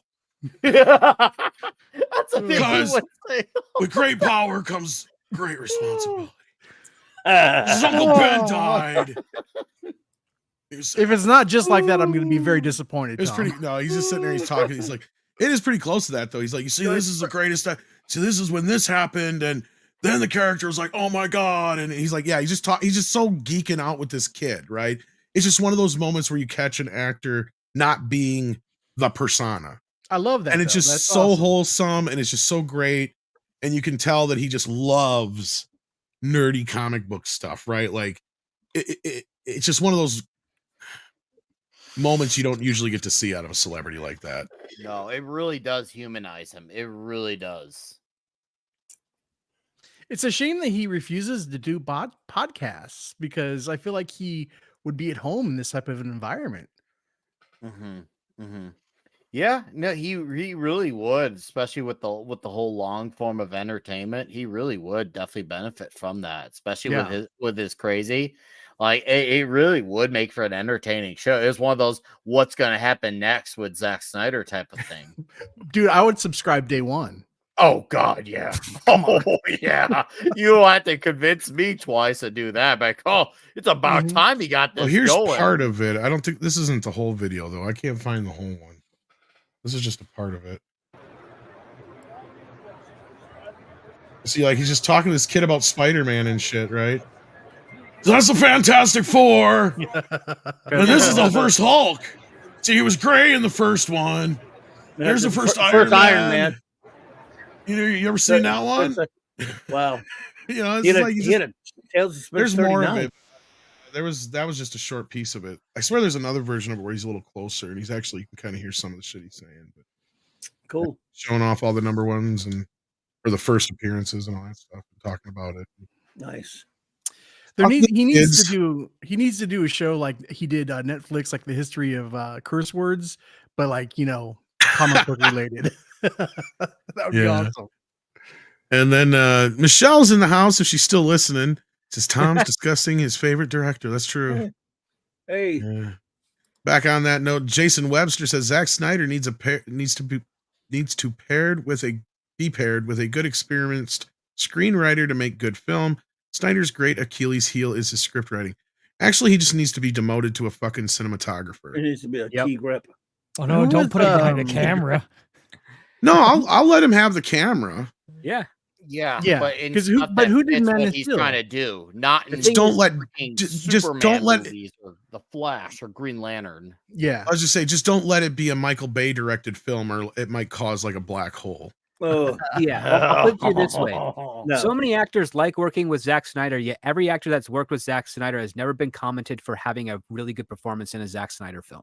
Need I remind you that this is the guy that made Ezra Miller and Amber Heard a fucking star. As much as I hate, and he also defended Amber Heard after. That's true. As much as I hate Snyder, Jackie Earl Haley was terrific as Rorschach, but that was an accident.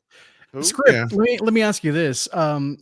So Ben Affleck is well known to be a huge Batman fan. So have you heard how he felt with the way he had to portray Batman? He seems to like Snyder. Yeah, buddies. Ben Affleck did what he wanted to do, and that's why he was fine with it. However, a regular director would be like, Affleck, come on, listen, I know you think you know what you're wanting to do, but this is this type of story we're doing. So pull it back, do what you can. Affleck kind of got away with doing his own version of Daredevil because Mark Steven Johnson, they didn't have blows, but they had debates as to how to play Matt Murdock, and Affleck just ignored him. Wow. Yeah. Yeah, I mean, yeah, I don't even know how to respond to that. Josh Hammond says, heck, Snyder, don't understand the reason Batman doesn't kill is what make him evergreen. That said, I like the BBS bat suit and warehouse Arkham fight scene. Well, and here's the thing. Most comic book fans, or at least from my perspective, this Batman not killing thing, that started more or less in the 50s, right, Clobby? That was kind of in his very early days. And a lot of Golden Age characters, not just Batman, a lot of them did kill. And he had a gun in some of the early comics. Exactly. Then he got, but he didn't have the gun. Frank Miller likes to hype on it too much. He did not have the gun after he got an origin. But I don't know where it's never been fully known where it all was ratified all of a sudden that superheroes wouldn't kill. It just kind of started around the 50s or 60s or something like that. I thought it had to do with the code, but yeah, okay. It was it was all over the place because Superman. It was in the early to mid 40s, around the First World War, and for Batman, I think the last time he kind of kills is when he accidentally hangs a guy from the Batcopter or Bat Gyro. He was killing earlier, but then of course comics just started to take a certain turn, and after a while, it became. The whole idea was that superheroes, because they have more power, because they're not really working for the law, that they would, Superman made a code. He says that with my power, I don't have a right to just go ahead and kill him. Batman says, I'm going to go out and work outside the law, but I'm going to let the law handle the ultimate sentencing and I'm just going to help catch him. Right. And it just kind of developed over the course of time, unlike the pulp heroes who just dispense whatever justice they wanted, like the Shadow and such. Mm-hmm. And it became such a big deal. It was one of the best lines in the greatest Batman movie ever, the Batman Mask of the Phantasm, when Jim Gordon said, the Batman does not kill, period. And it just became a thing. It was like, he doesn't do it. Mm-hmm. Well, and it makes sense. I mean, at the time, a lot of these characters were created was during the era of, and they weren't fully developed either. They were still starting these. The First World War, I think he caught you there. I think still starting these. I'm sorry, I'm so confused because World War II is World War II. Yes. The First World War is technically the Great War, and it was retroactively named World War One. You just fucked up. It's all right. But you don't have the First World War in the 40s. But no, I mean that's. No, I know what you're saying. That you're right. Yeah, early on they changed it up. But the other part too is they also realized, especially from the pulps, is like You come up with these great villains, and if you kill them, you can't use them again. Well, that too, yeah. But I was saying my point was a lot of those early. Yeah. My point is a lot of those, especially Batman, from my knowledge, a lot of those early kills were just gangsters anyway, and a lot of those guys were. Well, at that time period, it was either kill or be killed by those guys. So. I remember, forget that one of the first comics I ever read of him, because I was very young, and it was in Batman from the 30s to the 70s, where he fought Dr. Death, and at the end of the thing, he flat kills. It was death to Dr. Death. And he kills his ass. Well, it was a different time, too. And he had a gun. He had a gun. Once in a while, he had a gun here and there. But then later, it just changed. And I think it was also, if they can kill, then, you don't, not that I'm a big fan of the Punisher anyway, but if they can kill, then, it's more of a, these guys purposely don't use a gun because most of them have superpowers. Now, Batman doesn't, but he uses his abilities to do it. And I guess he just figures, they have something to compensate for it. I'm not judge, jury, and executioner. Right. Judge Dredd is, but Batman isn't. Mm-hmm. Yeah. Because you're also circumventing the rule of also, law Batman has his abilities. For trial. Yeah. Yeah. You were. Yeah. It's constitutional violation. That's their group. Yeah.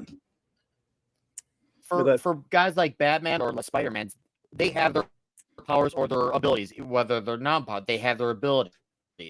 That is their equalizer. For the common man, the average human, they need the gun because that's their equalizer. Hence why you don't see him questioning Gordon for using a gun, because that's what Gordon has to even the score against a guy like the Penguin. Whereas Batman, he doesn't need something like that. He has his mind. He is the peak of human strength. Those things, he doesn't need to have that. That's not what makes him. He understands, though, that the law operates how the law operates. That's why he's not commending them for using him. He knows what he does for his code. Yeah, but Nick, what did you think of Snyder trying to justify him killing today?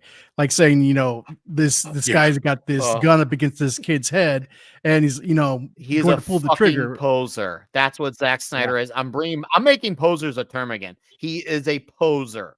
Zack Snyder, he's a big comic book fan. And I'm being a dead horse here, and I'm sorry for those who have been here repeatedly, and I'm saying this again, but he is a surface level comic book fan, and do not misinterpret what I'm saying as a dig at guys like Frank Miller and Alan Moore. He's one of those guys. No, I'm surface level for the most part too, outside of certain the normie names. So. And I'm not saying those guys are bad, especially for a lot of them. They've done stories I like, but he's the type of guy who says, "Oh, I've read Frank Miller's The Dark Knight Returns. Every story must be like that," which is very unfair to the 30 to 40 and to those 50 are years that came deconstructions before him.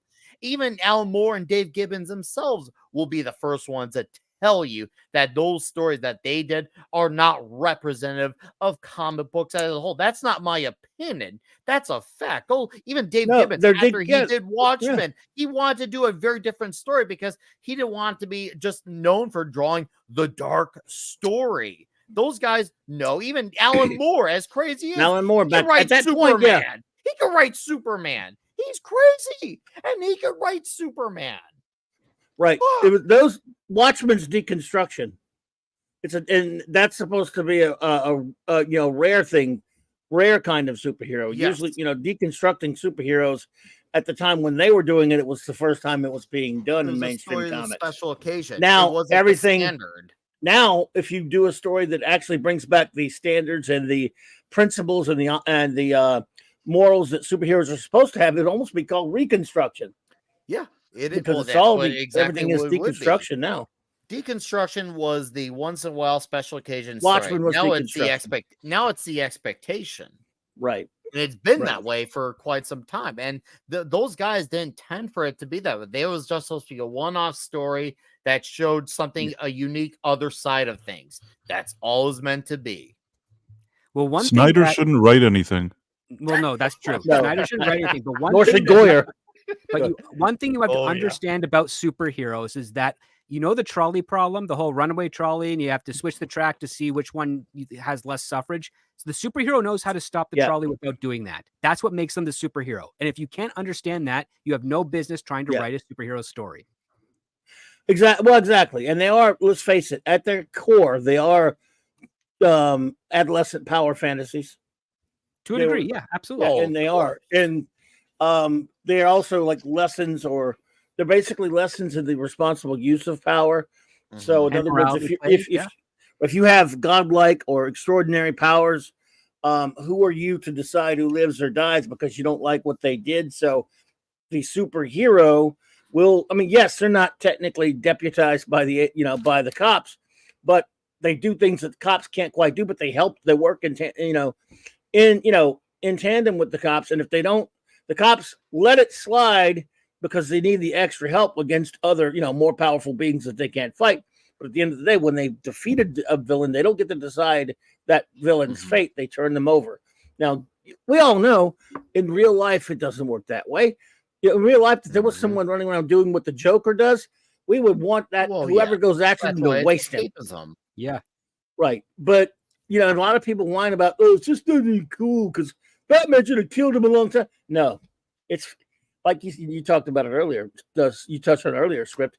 In superhero comics, if you kill the villains, then you don't have the cool villains for the heroes to fight anymore. So you need some suspension of disbelief when you read or watch these things. You don't need every bit of reality injected into them. Usually injecting too much reality in any of these concepts sucks all the fun out of them.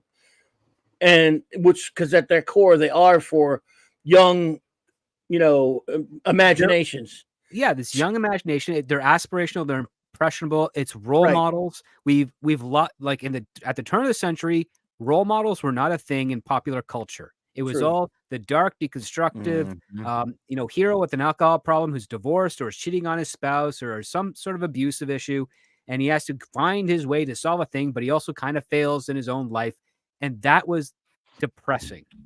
Yeah, sure, the action scenes were great and what have you, but it just had no meaning. And I will put it to you this way. Everything you need to know about life and adulthood in the world, you can learn from watching literally the William Dozier, Adam West 1966 Batman series. Yes. Yep. Which is hilarious. That show kind of so clever plays with, the multi-levels of the humor and the adaptation of the comic and just how funny it is, how it almost kind of plays with the cyclical nature of, like you guys were just saying about, well, why doesn't he just kill the Joker? Well, it's because he's a hero, right? And as I say, what makes a hero a hero? What makes a villain a villain? Well, it's real simple. In most cases, a villain is somebody that has something bad happen to them, and they try to take it out on everybody else. A hero is somebody who has something bad happen to them, and they try to make sure that never happens to anybody else ever again. But the problem with that is, with all these guys in Gotham especially, is they're nuttier than a fruitcake. So when you put them up against the courts, what happens? They get thrown in Arkham Asylum because you can't throw them in prison with the standard population. So then they just escape again. So it creates this cyclical nature. And again, you have to kind of put this suspension of disbelief out there. Absolutely. Right? It's a comic book. It's a comic book. It's like a 30-second cartoon every day. It has to end the same way that it began because next week you can pick right back up again. You don't have the same villains. You can't make up new villains all the time. But that's the way you get around it. Yeah. And then the other part is a hero believes in other people and a villain only believes in what they want to do. Like those are the layers. And the other mark of a great hero, and this is one that actually, how do you defeat darkness? And that's what today's writers don't understand. Yes, but how do you defeat darkness? You do that by pulling people out of it. You don't kill people in darkness because that allows other people that are in the darkness to see, oh, the light killed my mentor, my friend, my brother. I'm just going to be darker so that I can get back revenge on them. No, you pluck them out of darkness one at a time, and the darkness shrinks. That's a lesson that Batman teaches with his whole idea of, like, I rather stop the criminal before they do something bad, give them a chance to turn themselves in, and put them on a path to reform so they can be productive and healthy people in society. That's how Luke Skywalker, he doesn't kill his father, Darth Vader.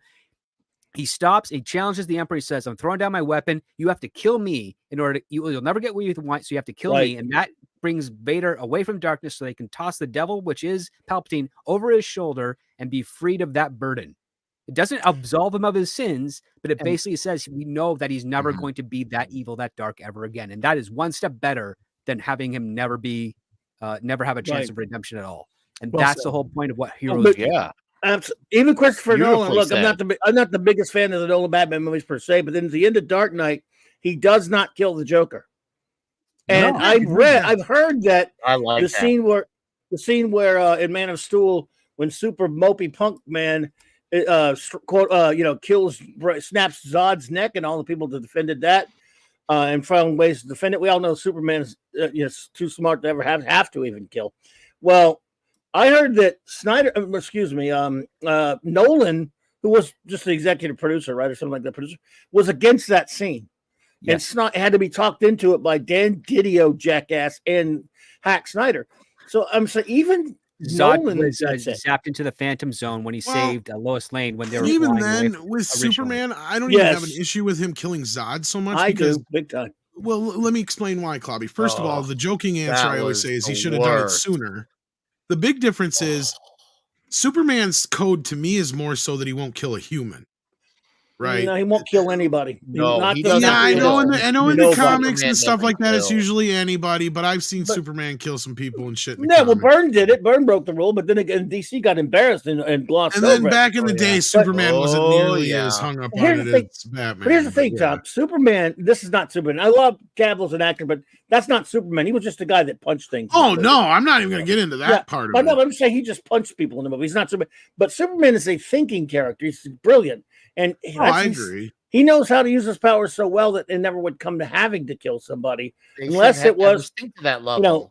In fact, Alan Moore covered that beautifully in an Elseworlds-ish type story for the very last of the character, the Silver Age, Bronze Age Superman, in a story called "For the Man Who Has Everything." When he was up against Mitch Spitalik, who had gone evil with his ultimate, could not be stopped powers, and he actually tricked him into a situation. He tricked Mr. Spitalik and ended up murdering him on purpose, and then punished himself for it. Spoiler alert! And said, "Nobody's allowed to kill nobody." And Lois would say, "But you had no choice. He was going to destroy everything." He said, "It doesn't matter, Lois. I knew what I did." He said, "You had to. I lured him in. I murdered him on purpose, and I don't have to pay the price. No one's allowed to kill. Not you, not Mitch Spitalik, and not Superman." Then he reiterated, "And especially not Superman." And even Alan Moore gets it. And he, of course, walked into the chamber of the gold kryptonite to at least we think maybe take his powers away. And he was punishing himself for breaking his own rule.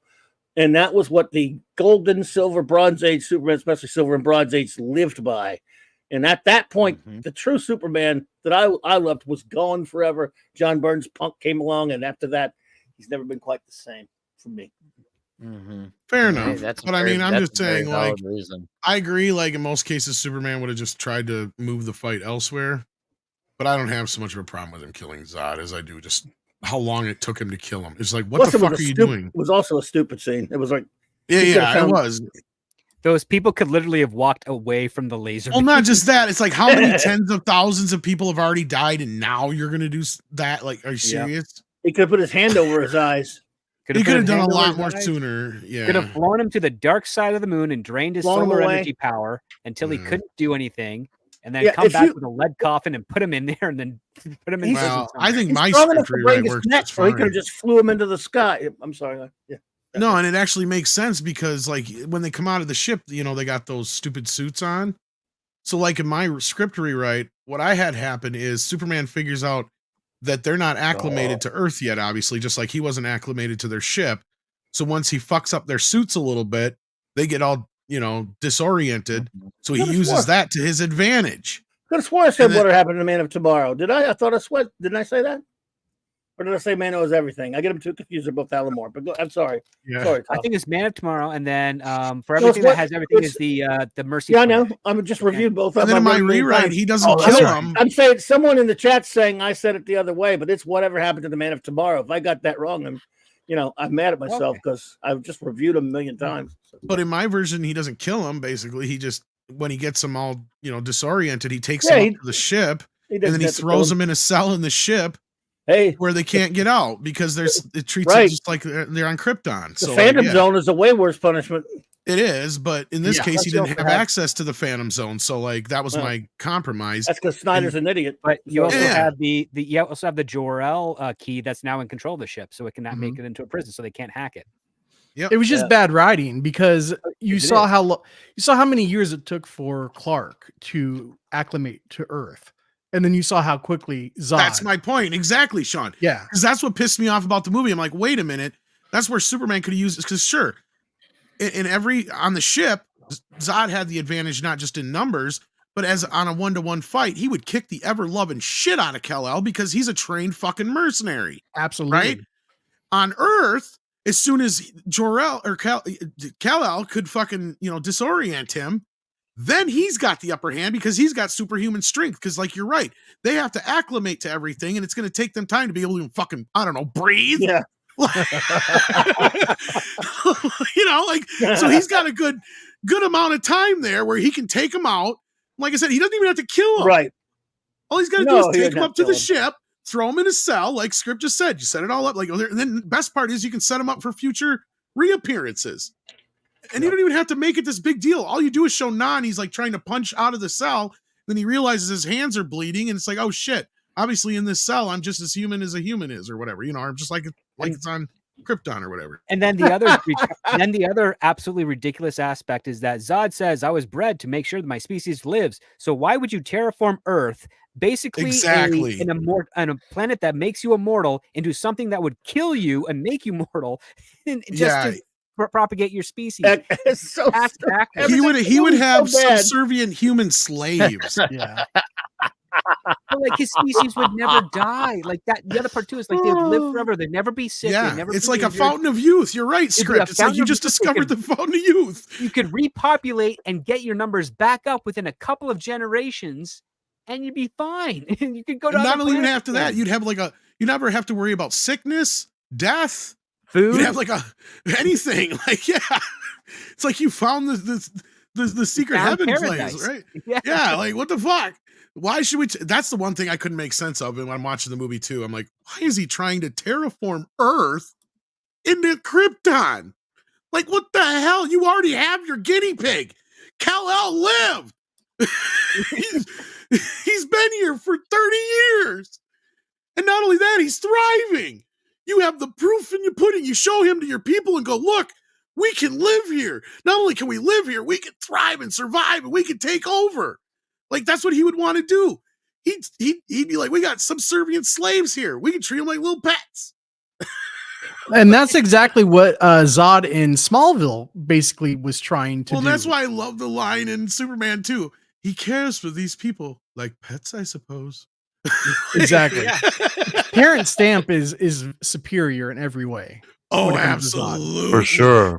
He's totally Zod. Because Zod is just so above and beyond all this shit, right? He's just like, what the fuck? Like, he would never act the way that fucking, like, I love Michael Shannon as an actor. I don't know what the fuck Snyder was telling him to do. Yeah. I'm going to say something else that may be controversial.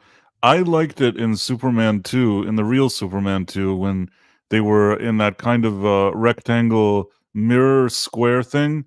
It may be an effect that costs $5. I love it. I don't know why. The flipping around glass thing that they were stuck in, I've always liked that. Me too. I've always loved that visual. I love that. Yeah. Sometimes you don't need you don't need a gazillion dollars. You just need a good idea, You know what's funny? As a kid growing up, I didn't realize he was saying heirs. I always thought he was saying, I'm going to get you, Jor-El, one day, you and your ass. We all thought that. I mean, he said that on TV. Dude, I remember being a kid and being, Dad, what did he say? And he's like, it's literally not what it sounds like. Your ass! Yes! He screams it twice just to make sure you heard it. You will bow down before me. I saw it 18 times in the theater in 1978, and every time I thought it was your ass. What? I was a kid. I've never heard it that way, but now I have to rewatch it. No, you're not going to unhear it now. When you know I will kill you for it. I just love how nonchalantly he says that. You will bow down before me. No matter the eternity. King of Australia. How about the extended version? King of Australia and Cuba. That's what I just said. Remember he added Cuba? Yep. Cuba. That's in the ABC cut. Just a small little island. Small place. An affinity for land. Beachfront property. Yeah. There's so many versions of that Superman 2. Is there one definitive long version? No. Somebody needs to take Yeah, somebody needs to take the Donner cut and change the ending to the TV version.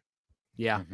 Yeah, and then it would be perfect. Would be the Donner cut, but yeah, technically it is because that is the end of the original Donner cut. I don't know why he didn't use it because they for some reason went proactively back to the original version. It's like, why did you do that? Because that wasn't going to be what Donner was going to do. He rewound the whole movie. Well, because as we know, for those who don't know, we know on the panel, but for those who don't know, the original version of the ending of part 1, Superman actually stops both of the missiles, but one of the missiles that he throws into outer space knocks Zod and the group out of which is absolutely ridiculous. Even I love Donner, and for a nuclear explosion to open up the Phantom Zone, this was so stupid. It works for me. You could just had Luthor breaking into the fortress and letting him out. True, been better.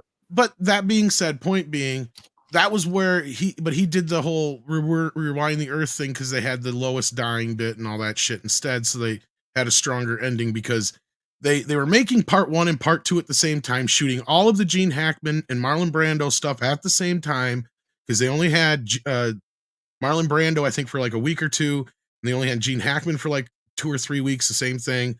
So they had to get it all done up front. And as they started going along, the Salkinds were like, we're fucking broke. You need to finish the first movie and just fuck the second movie for now. So they shifted all of their gears over to the first movie.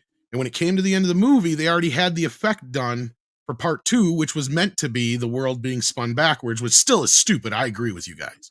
It's not really the world being spun backwards. It's actually him going back in time, but it breaks another one of the rules that his father says he can't do. And that's another reason why I fundamentally don't agree with it. Yeah. But that being said, he should have just left it as the TV version because at that point, that was what he said the new ending was going to be of his part 2. He said that in an interview, right? He said, because they asked him one time, what was your part 2 going to be? He goes, most of what you see in that movie is my movie still, but probably, he goes, I never watched it because they only shot, they reshot a bunch of it, but they had to shoot over 50% of it just so Lester could take my directing credit away from me, basically. So he's like, 50% of that movie is what I was going to shoot. And he goes, I don't know. He goes, but my original ending I was going to go, or the ending I was going to go with was just where the whole ending, the way it happens, they get their powers taken away. And then the cops, after Superman defeats them, the cops come and take him away. Superman gives Lois this magic kiss and she forgets who he is. And I don't even think he knows that's on the TV cut because he has never seen the movie. And the Donner cut was kind of put together with him as kind of like outside of the room because he was there and he would do sign off on certain things, but he did not. He said that's the first time he ever saw that footage and saw the movie because he never wouldn't watch it forever. Yeah. Because he would never, and when they would have to cut Lester scenes in there to fill in the gaps so that he didn't get to shoot, he would leave. Is what I heard. He would actually leave because it hurt him that much to have to do that. He wouldn't. So I don't even know if to this day he's even seen a full cut of the movie. Well, he probably hasn't because he passed away a few years ago. But I think the only thing it's been out for over 10 years. It's been out for like 2006, right? Right. Yeah. But my point was, I don't know if he ever sat down and watched it from beginning to end. I know he sat there and worked with them. They worked off his notes, but he was kind of like more of a hovering Mother Hubbard kind of thing. And then when they would have to deal with the Richard Lester footage, which was like pretty much the Terrence Stamp and all that stuff, they reshot the moon sequence and some of the other stuff on him, and he never got to shoot. So, and all that kind of stuff. So a lot of the stuff with the Kryptonians that he didn't get to shoot, that's all Lester's crap. Yeah, all the stupid shit. The middle of nowhere town like that. That's all Lester, where you got a British kid in the middle of fucking Kansas or whatever fuck it is. Yeah. Wait, what about the kid that rides off on a horse and then he blows him up or something? That's all Lester shit. Yeah. But that was removed from the movie. I feel like as a kid I saw it once and then I never saw that again. Donner took it out. There's a part that a young man is trying to run away. He gets on a horse. He's murdered. That's in the TV version.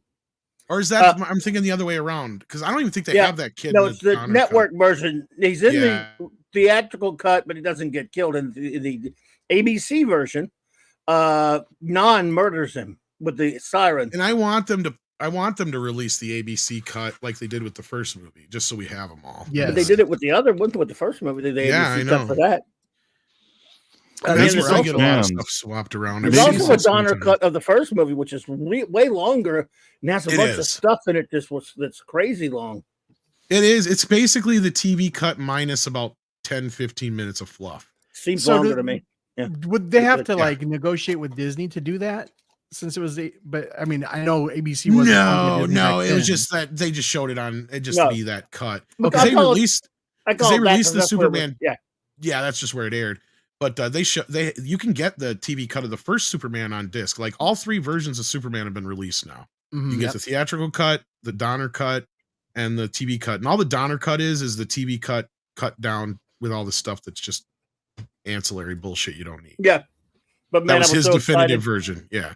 when they first the 2 nights they ran the extended cut on ABC. That Yeah, I the mean, extended cut runs just over 3 hours. Donner's cut runs like 2 hours and 47 minutes, if that tells you anything. Something he like that. added some stuff that's not in the extended cut though. It may be true, but yeah, but you have that version on the standard Blu-ray is the Donner cut. Well, the Donner extended cut has the Marlon Brando scene back in it. Yeah, and I'm trying to think. I think that might be in the TV cut though too. I'm trying No, to it's not. It You was might be right. No, not the No. TV cut. No, it doesn't have Brando in the TV cut. No, What I Donner would did have that. Donner did that. What I would have done is I would have used the North Pole ending. Oh, you're talking about Superman 2. Oh, No, Superman oh. 1. No, Superman 1 when he is talking to after he first goes out the first night and performs all those feats. Oh, the how could Yeah, you know how I felt scene? Yes, Yes, you're right. that's added Yeah, to yeah, the, yeah, the yeah, Donner. yeah. Yeah, Beautiful. you're Like- right. For Superman 2, I would change the only thing I would change from the ending is I'd leave in the North Pole Police. I'd leave in the 3 supervillains, not Zod and them going to the police, and I'd probably just end it with them. I'd probably end it right before the kiss because it's a bit more interesting of an ending there. Yeah, Well, and you really don't have to agreed. lead into anything.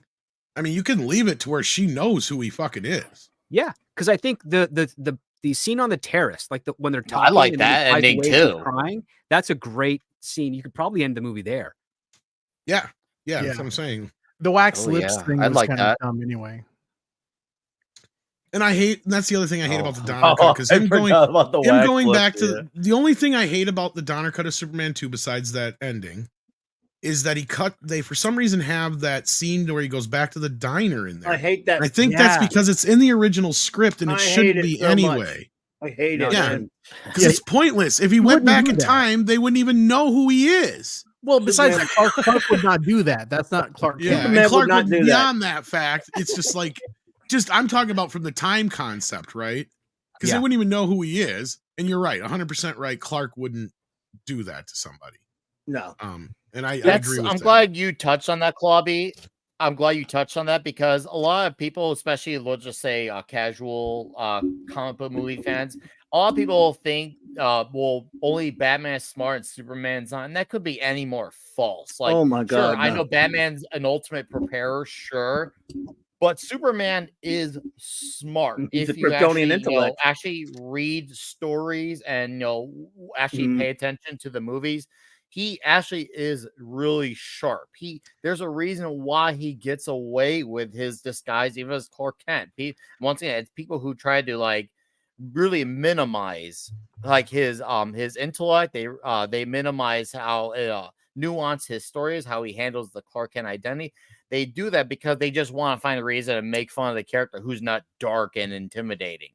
Well, his brain is also able to process at super speeds as Yeah, well. it's- Oh and yeah. that Oh proves yeah. Kryptonian. Hey, It's good Kryptonian. point, Sean. Really good point. Which Yeah, is the way he exactly why I processes hate the information. Zack Snyder argument that, well, it was his first day as Oh, Superman. the hell. with that. Oh No. I hate that. I'm like, dude, it's like the whole point of him going to the Fortress of Solitude is basically like fight. him saying going to that crap. college for a while, basically. And when he emerges, he's got a PhD in Superman.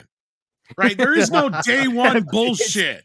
Not only that, what makes him Superman is that he's Superman on day one. That's how you live up to the name. It's like, wow, he did all that stuff. He's a Superman. And that's Yeah. the first instance. Yep. It's not, Yeah. he's still figuring it out. It's not, I'm almost there, man. It's a Superman. I feel that same way about Batman as well with like Batman Right. Year One. It's like, and with the Batman, it's like if you're gonna put the costume on, you're already Batman. You should already have all of his stuff already ironed out, Right. With that, and that goes with every superhero, I think. To a point. I mean, I get where you're coming from. With a minor exception for Green Lantern, because he has to learn how to use the ring on Oa. Well, there's that, but that's why it was trained by Sinestro. I do think that Batman would have a little bit of a learning curve, right? If you want to get more, but that's the thing with Nolan's version is that he's being uber realistic. But if you want to go with like a standard comic book version, I totally agree with you, Sean. Batman Mask with the Phantasm did it perfectly. Yeah, absolutely. Which was sort of based on Miller's Year One, but he took it to a less extreme than Miller did. Yeah, I mean, you don't have to go to like the extreme they did in like Year One or in Batman Begins, but I mean, just in general, a human being, no matter how attuned they are to all this other shit, you're gonna have those first few. Well, not even just so much mistakes. It's just there's gonna be that. Like that are the kind of the parts that I love about, because I'm not that big of a fan of Batman Begins. I like it, but I wasn't as hopped up on as it was as everybody. And I understand now why, and it's because Script pointed it out, is because it's more of a Bond movie than it is a Batman movie. And that's why the bits that I like is the trial and error shit, is when they're trying to figure out what they need to make this work. Like that's what the best parts of the movie is to me, but that's like, is that really a Batman movie at the end of the day? I don't know. I guess it could be. It couldn't. It's more of a Bond movie in a sort of way because it's all about the gadgets and figuring out. Like I love the bit where he's like, "We're guys to help him." Yeah, I mean, it's like, well, he's got the bat ears, right? And they're like, well, the first set we ordered, they're fucked. Like that shit. That's the shit I liked, right? It's all this shit's gonna be trial and error. Not everything is gonna work right off the bat. So I kind of like that element of it, but then again, you can watch The Dark Knight and not have seen Batman Begins and be just fine. I've talked to many people who have seen it that way, and they didn't see Batman Begins till after the fact. But I have to say though, Batman Begins is 1,000,000 times better than the Batman. Fuck, that's not even an argument. God, man. there's not even a debate there. Who are you kidding? Look, Sean, I know you listen, but I don't know if you've heard where I've flat out come around and said now that Batman and Robin is no longer the worst Batman movie. It's not.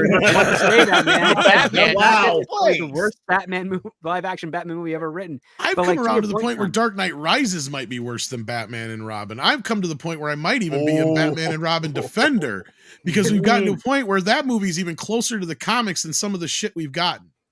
And you're right. As bad of a movie as that is, it's still pretty comic accurate outside of Bane. I know another defender and the out there. You're credit not the only one I card know. and the ice skating, especially the 1950s Batman. Well, the other 60s Batman, with regards to like the perfect superhero, is that the interesting aspect of these stories is the fact that they meet a villain that technically challenges their skill set.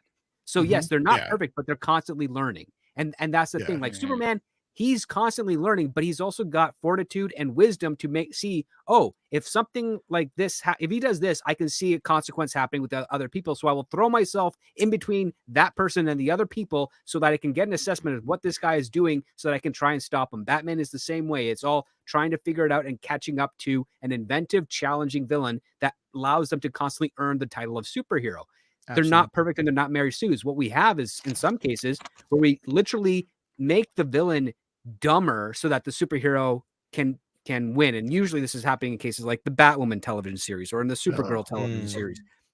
You don't get any catharsis or victory when the hero isn't challenged, and that's kind of like what I felt with regards to the Batman. The Batman didn't feel challenged; he was just dumb. They wrote him dumber than all the other people in the scenes. Yep. We had a content. I didn't hate the. Are you talking about the one with Robert Pattinson? Yeah. Yes. Yeah. There were a lot of things that annoyed me about that movie, but there was something about it that I didn't hate. I mean, I sat in the theater and I don't know, I didn't hate it. It's not that obviously it doesn't, I don't like it as much as the Nolan movies or Michael Keaton movies or stuff like that, but I didn't hate it. It's not the best Batman movie, but I can't say I hate it. Do you think it deserves a sequel? I don't really need for it to have a sequel. I feel like I saw it. It did whatever it did, and if they don't make a sequel, I'm okay with that. And I never really liked Robert Pattinson in the role. He never convinces me that he's Batman throughout the movie, so that doesn't really help. But I just remember the scene where he's trying to move that big table, and I'm like, he's shirtless. I'm like, no, that's not Bruce Wayne. That is not Bruce Wayne. Well, the part that took me out of it was the first few minutes of the movie. Like, I'm sitting here watching because I wanted to give it a shot. You know, I'm like, because I actually went into it going, okay, what I think is going to happen is I think the movie's going to be really good, but I think that I'm not going to be a big fan of the Riddler just because it's a reimagining. And Pattinson will probably surprise me. I actually thought Pattinson would surprise me. Oh no. And really, I don't have that much against Pattinson. I just think the movie's bad. It was the first thing the first thing you got is Batman coming out of the darkness going clomp, clomp, clomp, clomp. I'm the Batman. He was taking a machine gun to the chest. Batman is more of a ninja. He's not a tank. Exactly. That's my point, is they wouldn't even know he's there. That's some of the best shit in all the Batman movies, especially the Nolan Batman movies, is when they're like, what is that? Where is he? Where is he? And all of a sudden he goes, and then the guy's gone. And then another guy's gone. And they're like, what the fuck is going on here? You know, like that's Batman, right? Like that's why he's called Batman, right? Like he's everything in the shadows and he moves. Everything they did in the animated series to me is perfect. Oh yeah, that's most people will never argue that that's the best iteration. Yeah. And then the other parts that really took me out of it until obviously the last half of the movie, which completely goes off the rails, is when motherfuckers knocking on the door and going, "Where's the Penguin?" Like, you know I am. The only Batman that would ever knock on the door is Adam West. Exactly. And that's because he would be like, Robin would be like, Batman, are we going to sneak in the back? And be like, no, Robin, we're duly designated deputies. Hello, citizen. We cannot be just sneaking in and breaking and entering. We'll knock on the door just like everybody else. You know, like that's the only time you get away with something like that, right? Like that's not Batman. Batman just lets himself in. That's how Batman works. Like, you don't know he's there until he's been there for about a half hour sitting up in the corner. Well, I mean, how many Batman does, right? How many times have we seen that in like the original DC animated universe? I mean, you know, Batman is like in the room already before these people even show up. Exactly, you know? right? He's been sitting there for a while. It's like, you're like, we need to do this and that and that and the other. Well, what about Batman? He's been here for a while, hasn't he? And then all of a sudden steps out of the shadow. You're right. Yep. Yeah, he's been here the whole time. Of course he has. And then he leaves before you get to finish your last sentence. He even pulled that with Amanda Waller, you know. So yep. I don't know if you could do Batman with Nicolas Cage voice. Batman. No, that would not match. It's funny. We should. What I should do is match up Nicolas Cage Superman with my Batman. I need your help. They got my mother. Why did you say that in the first place? You were like, I gotta talk, and then you pushed me, and then I punched you, and then you pushed me again, and I'm like, fuck you, and I threw some kryptonite at you, and you went, instead of just saying, my mother's in trouble, no. Then I'm like, I got you on the ground, I'm like, ha ha, bitch, and then you're like, Martha, and I'm like, why did you say that name? You're trying to distract me, aren't you? That would already be better. Go, hey, Superman, my mom's in trouble. I mean, for real though. I mean, when I saw that, when I was in the theater and I saw you think I'm making shit up? That's exactly what happened in fucking BB. You're right. When I was watching, he comes up to him. We gotta talk, and fucking pushes him. And it's like, I thought you just said you had to talk. Yeah. So no wonder Batman just tried to kill your ass. I would too. Yep. Fucker. I mean, yeah, Batman came out there like wearing the armor, you know, like Batman was ready to throw down. He's ready to throw down, yeah. You know, so it was a stupid scene. It was like visually, the fucking Hulkbuster on, man. He fuck Superman. Exactly. Visually, the scene was iconic, you know, but it was just a stupid scene. Well, I don't even know about how iconic it could be, other than just when they get face to face. Because from that moment on, after that, it goes to shit. Well, I just mean like the best line in the movie is "Do you bleed?" Exactly. Like that's the only good line in the whole movie. But I just mean like you see Batman standing there in the armored suit. You see Superman like floating up there, and you just see like the red eyes. You know, that was visually, really cool. Yeah. But why does he have the red eyes? Well, I know. I was like, he's gonna attack him. He's there to talk. Exactly. And that's what I said. Why did he even come down? Because Snyder thought it would look cool. Snyder probably thought it would look cool. Because then his movie would actually make sense, Price. Right. But I think that like with Snyder, he sits there and he's like, wouldn't it be cool if he had red eyes here? And then he just does it. Mm-hmm. And you know what? Yeah. Aside from that scene, like the heat vision in the Snyderverse looked like garbage. It looked better in the Christopher Reeve movies. Well, and here's the thing I don't understand about this is they are perfectly, and here's what pissed me off. Yeah, sorry, bright I just gotta say. Go ahead. I just gotta say, because that's what pissed me off coming out of Man of Steel. Because like I was still set up. I'm like, okay, seeing the trailer for BVS, I almost had some hope going into it. I'm like, now you can actually work with what you had left over, right? I'm not a big fan of this Superman on the first day bullshit, but considering the destruction he left in his wake, somebody like Batman is going to be on full alert. And not only is somebody like Batman going to be on full alert, there's somebody who's going to side with somebody like, like Lex Luthor, who are both going to be in tandem about like, we got to do something about this alien problem. Yeah. Right. And at that point, that's the whole point. Like, there is a movie here that's decent, but don't give it to Zack Snyder or David S. Goyer. That's for fucking sure. Because the end of the movie, it should be about him being manipulated by Bruce the whole time until he finally figures out. And that's what the Martha scene is actually could have worked in a sense that, oh yeah, that's when Batman realized Clark's human in a way, not human, but he's been raised as one of us. He has a mother just like I do, right? He is not alien as I think he is. That's the whole point of that scene. But you give it to somebody like Zack Snyder and it turns into murder. But you know what? The scene in the beginning of BVS where it's showing the destruction between Zod and Superman, where Bruce Wayne runs into the debris, that is like the most Batman thing I think I've seen on film, because that's exactly what Bruce Wayne would do, I think. Well, and I don't mind the fight scene in the warehouse. That's great. I mean, I Yeah. don't even have a problem with older, grislier Batman kind of being a little less careful. You know, like, I mean, he's probably going to get to a point where, like, yeah, they may not walk again, but they'll live. Like, are you talking about all the people he slaughters with the Batmobile? Unfortunately, well, I know. I think he means the warehouse. The warehouse scene. Yeah. There's only we're one guy talking- he technically kills with a box. That to the one head dude's with blood dead. on You're the- right. Yeah, there's at least half those guys are dead. But I mean, it looks cool, and that's the thing Zack can do.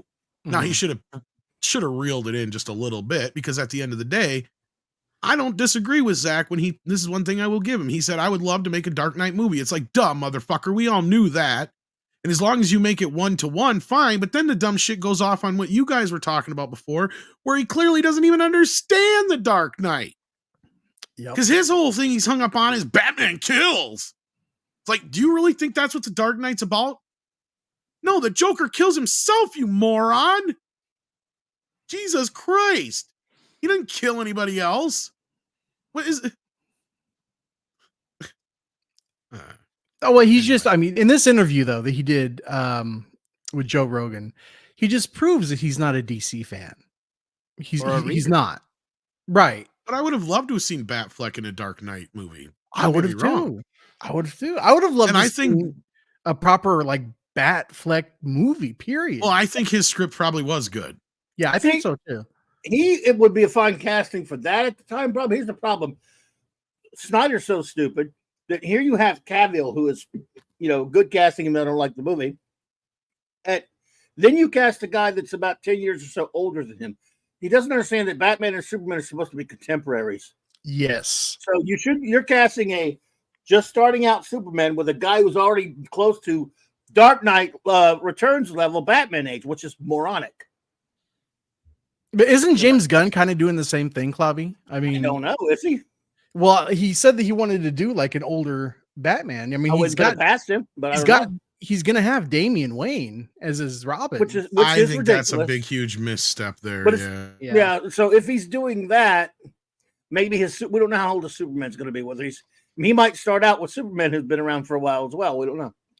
I think he's going to Superman be is supposed like to be a couple years into this. There's already rumors that Andy Muschietti is probably not going to be at Warner Brothers when they get to Batman.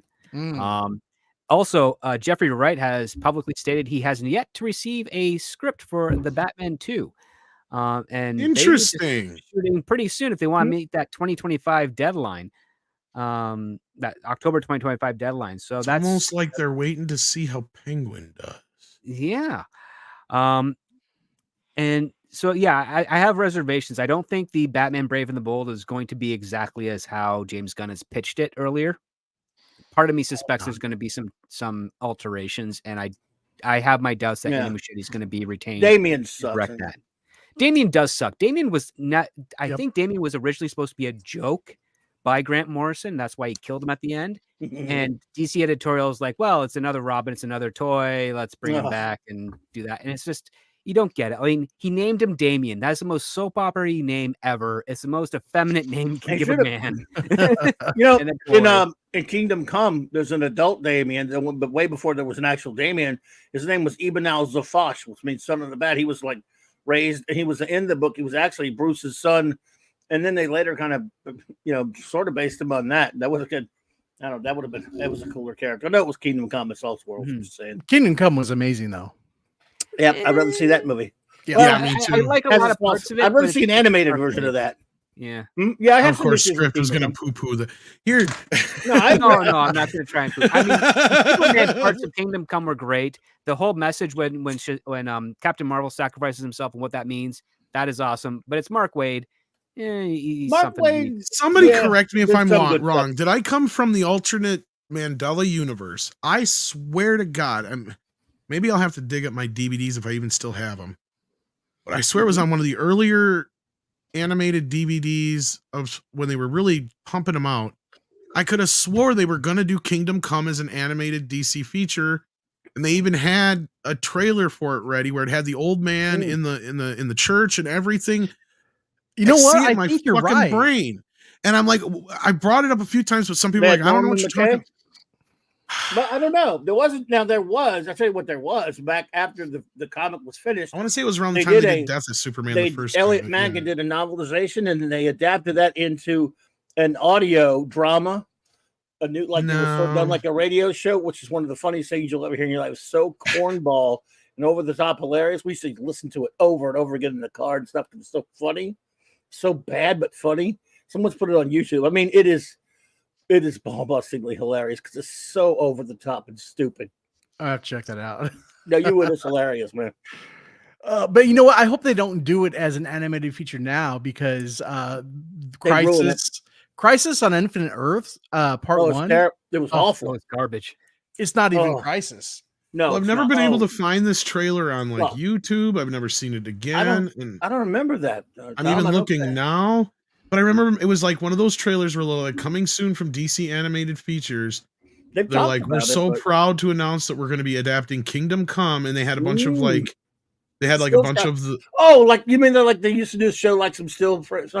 Yeah, they had a bunch of still frames, and then but they did have one animated sequence. And it was the old man in the church. Yeah, Norman McKay. Yeah, and I'm like.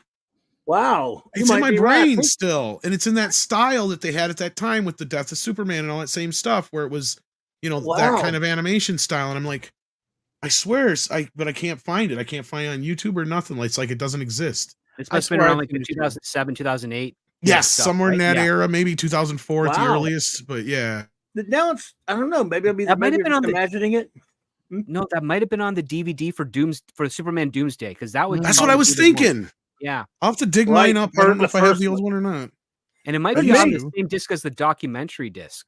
I think so. They used to show it because the teaser, and they just didn't happen. And were probably better back then. It would have been better because they were still doing good. Yeah, they're doing great ones. After 2012, most of the DC animated movies, for me personally, I hate them for obvious personal reasons.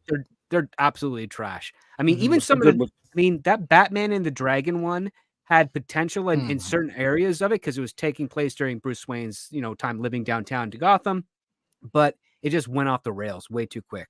I wanted to like it script. I just couldn't do it. For me, I hated it. Flashpoint. I hated Flashpoint and everything after it, except for the Super Sons one, which I hate Damien, so I'm surprised I sort of like that one. Yeah, I kind of like that too, Clobby. It's weird. Yeah. It's weird. Super Sons has the Deep Space Nine theme for Superman's theme in that movie. Weird. But I guess I liked it because the Justice League looked like the actual Justice League. Although the art decide's getting really, even with the costumes looking good, they're really screwing up. Mm-hmm.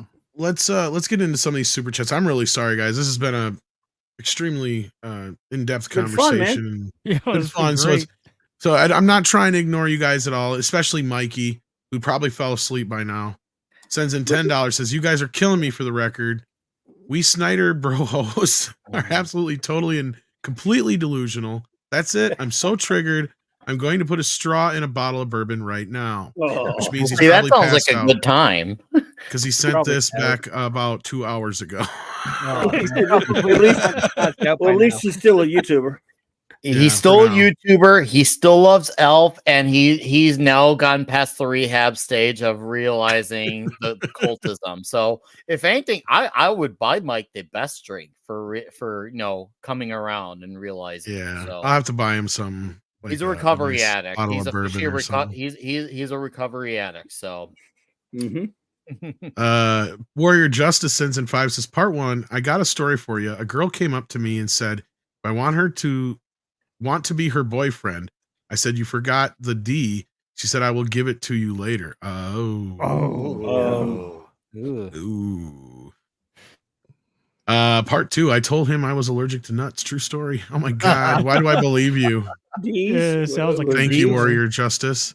Then he has another one here with $2. It says, Zach is the Hillary Clinton of directors. That's a low blow. That is deep. That is actually deeper than you'd think. I'm not even going to get into that, but there's some parallels that you could draw. Yeah. Anyway, Jason Webster says, with an Australian $5 reduce, script doctor, if you had the ear of Netflix or Zack Snyder, which scriptwriter would you advise he work with if there is a third Rebel Moon sequel? I don't know if I want to put another screenwriter through that. I was going to tell you, I know what you would say. You tell Netflix, don't ever make another Zack Snyder movie ever again. Like, do you really want to burn all that movie on another money on a Zack Snyder film? Yeah, I don't think I'd want to torture. I mean, if you want to make it really bad, maintain Chris Terrio, who wrote Rebel Moon with him, along with Batman v Superman and Justice League. And we'll go for the trifecta. Add Dave Callahan in there from Shang-Chi and Wonder Woman 84, and you just make it the most god-awful film ever, and maybe Netflix will finally learn its lesson. Has Chris Terrio ever done anything good? Argo, which probably was Ben Affleck. Okay. Argo, fuck yourself. Argo, but Ben Affleck wrote more of that, and probably Chris Terrio also wrote The Rise of Skywalker, so you can thank him for that too. You know how I can tell that Ben Affleck wrote Argo? Because of the Argo fuck yourself line. That's why. That's why I laugh when people are like, he didn't really help write Good Will Hunting. I'm like, are you fucking serious? He talks in that like he talks in real life. Like, yeah, Affleck is probably a better screenwriter than he is an actor. Yes. Yeah, he's a great screenwriter director. I mean, acting wise, he's really good in things like Batman or superficial action films. But when you try to actually give him deep shit to act with, I'm not gonna lie, he's not that great with it. No. Like Air is about as deep as he can get with real drama. Argo was good though. I enjoyed. I mean, Argo was good, but that's very that was loosely based on a true story. If it's a movie that he's directing, he wrote or had a hand in writing, and then he's acting in it, he kind of finds a range of something that he can do. But the second that it's something more with more depth, and maybe a movie with other people involved creatively, then he usually doesn't give such good performances. Yeah. Well, and didn't he do that? They Come by Night or whatever that gangster movie was. Did he direct and act in that too? But that one he punched above his belt in that one. Yeah, I was gonna say that was one where he. But then did he do that after or before Gone Girl? I can't remember now. Was that after? I think after, but he still punched above his belt. I know he didn't direct Gone Girl, but that's probably his best non-directing as far as people are concerned. Although that was David Fincher got a good performance out of him. Yeah. I mean, he can. I'm not going to say he can. I've always liked him as an actor. I've never loved him. I actually liked him better when he was kind of the joke of the Kevin Smith, because that was the thing that the Kevin Smith fans for a while, if you actually were like me, a big nerd about it, it was this ongoing joke in the commentaries that they would always make fun of Ben Affleck, right? Because he was on the commentary with them on Mallrats, because he's actually in the movie, and they pick on him so much through it. At one point, he's finally just like, "What the fuck did I ever do to you guys?" He's just like, he's just getting really sensitive about it, and they're just picking on him because this is like, and they're like, "Dude, you're fucking Armageddon. You're fucking Ben Affleck. You're Daredevil. Just shut up and take it." Basically, like, like we're a bunch of schlubs here, and you're fucking Ben Affleck. Just deal with it. That's why we're making fun of you. You know what I would do if I had Zack Snyder's ear? I'd flush it down the toilet. Then he'd have one ear. He'd just walk around with one ear, and he would look even stupider than he already does. How about that? Van Gogh of movie makers. You then have an excuse for being so incoherent. Incoherent, even, right? Incoherent. Oh, Tom, I'm gonna have to scoot out of here, buddy. No problem, brother. Because I gotta get ready for the show. I'm sorry. Thanks for having me. I'll try to send everybody over. Good night, all my friends. Fun. It's been a pleasure, brother. Good to see you. Hey, Sean. Good to see you. All my good friends. Nick, Script. I'll see you tomorrow. tomorrow. Leave. Thanks, I'm sure you'll enjoy what Michael has to say here about Zach. He says you have a guy who wanted to be a jock and held himself apart as his geek peers, and now he's been shown himself to be cringy human trash. I agree. If you listen to that interview, man. I'm sorry. Okay. No, go ahead. I was gonna say I don't think he's human, but other than that, I agree with my buddy Michael. And the trash part's right on.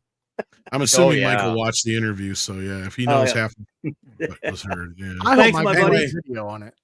Good night, everybody. See you tomorrow, man. Later, game. Fun. All right, so let's keep going with these super chats. Let's see here. We got that one. We got that one. Oh, this is where we were at. Jason Webster sends in 5 Australian, another 5, and says, today is the day of the 47th Annual Japan Academy Film Prize Award Ceremony. Oh, I wonder if what Godzilla's up for anything. We'll have to keep an eye out for that. I would imagine. I would think so, yeah. William Sova sends in 5 and says, hello there, everybody. Hello, William. Says, my biggest problem with the superhero no-kill rule is they give these supervillains body counts worse than most dictators. Yeah, in some cases that can happen. Yeah, that's why they're villains. I mean, Joker's got one of the highest body counts, but it's not in the thousands. It's in the early. It's in like a 200 or something. Unless you're counting them like blowing up a building full of people or something, right? Like, which I don't think a supervillain has actually managed to achieve in many comics that I can think of offhand. Like, yeah. The biggest body count I can think of offhand is like the Joker in Batman '89 with the toxin and the makeup. Yeah, in the film. Yeah, and that was probably like less than 100 people. Yeah. On top of that, I mean that's why they're villains. That's like villains don't most villains don't have like a code. They don't have limits. That's why they're villains, because they play to win in the most scummiest, sleaziest ways. And if that means they got to get everyone involved, and that's what separates a hero, because the heroes, they have to take a hit sometimes. The hero's like, oh, crud, the guy's going to have to get away so I can save these people. Whereas the villain will put the people in the way so he can get away, so the hero can be distracted. That's why. Yeah, he exploits the ethics and morals of the hero. I mean, like heck, in Death of the Family, the Joker tries to poison the entire United Nations, which is a couple hundred people in that gallery, but Superman saves them. He sucks all the poison gas out and blows it up into the air. It's a great moment. Only in the movies do you seem to get to that point. I would say the dictator stuff is a bit hyperbolic, but I completely understand the mentality, which is the fact that they're going to keep doing it over and over again. The reason why the heroes are so victorious is that the victims are always at a minimum. I mean, when Joker escapes, he probably kills 2 or 3 people to get away, which Batman cannot prevent because he's not at Arkham Asylum all the time. And like the other part too, which I think is always very comical in the comics, is that Arkham Asylum, it clearly does not have the aesthetic nor the staff to actually rehabilitate anyone that's mentally deranged. Like I mean, of all the other stuff I'm willing to allow for suspension of disbelief, Arkham Asylum being a destitute castle with crap all over the walls and no real security is really, really stretching it for me. And I'm like, I'm willing to believe an alien and a dude that can run faster than the speed of light, but a mental hospital that seems to breed more patients than it does help. That's trouble. Yeah, I'd say Arkham is a bigger problem. Yeah, Arkham should look like a really modern day, beautiful, welcoming hospital that tries. And the joke is that the villains just take advantage of their compassion to manipulate them and get away. Well, and that's why I like kind of like what's his face, the one crazy doctor that's always there. Shit, Hugo Strange. Yeah. Yes, yeah, Strange. Because like at least in that, because that's where like a lot of these people like doing like Well, like Batman is a bigger part of the problem. If it wasn't for him, these people wouldn't exist. It's like, well, that's where at least Arkham Asylum helps with that a little bit. It's like this place is a breeding ground for those people, and Strange is kind of like a reason for that. So that kind of helps that a little bit. He's kind of amping them up. He's like, no, I'm going to take out this Batman guy because I want to study him. And if they capture him, we can put him in Arkham and I can be my experiment. So I'm going to let the Joker escape, or I'm going to let the Riddler escape. Yeah, it's and he turns just what was a regular psycho into somebody like the Joker, basically. Yeah, just elevates him up. Yeah, escalates him. Yeah, whatever you want to call it. But yeah, no, I hear you, William. And then Warrior Justice says, "Sweet baby, change it to they them." Nero's Herzog.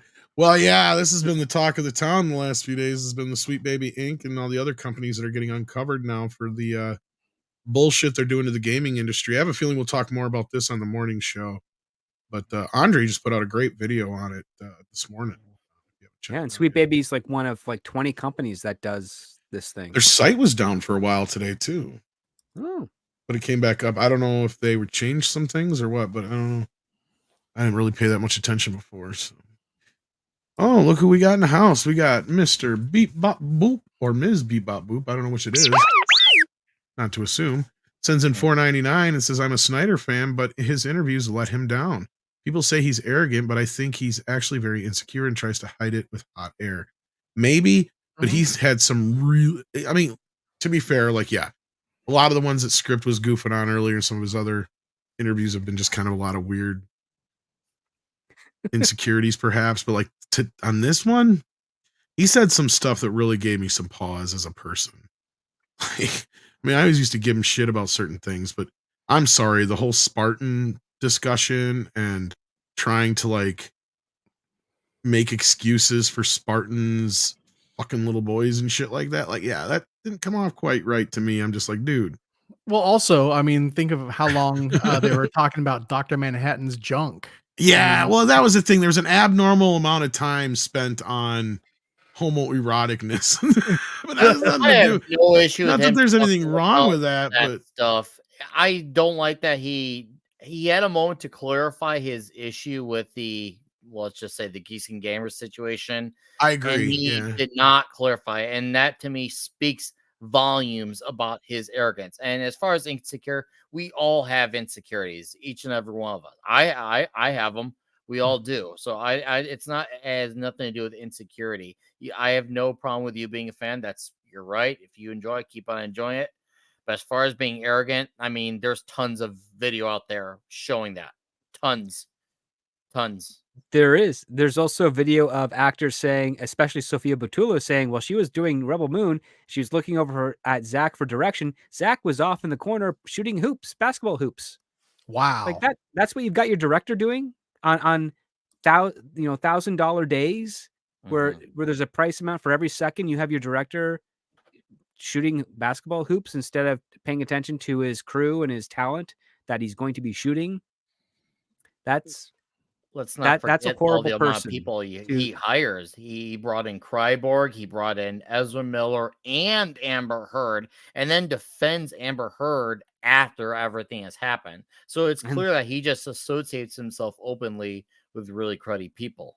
Yeah. And then he brings in Kryborg for Rebel Moon and then kills his character off, who's barely on screen anyways. And Ray Fisher is just so happy for that 3 minutes of screen time in a 3-hour piece of crap.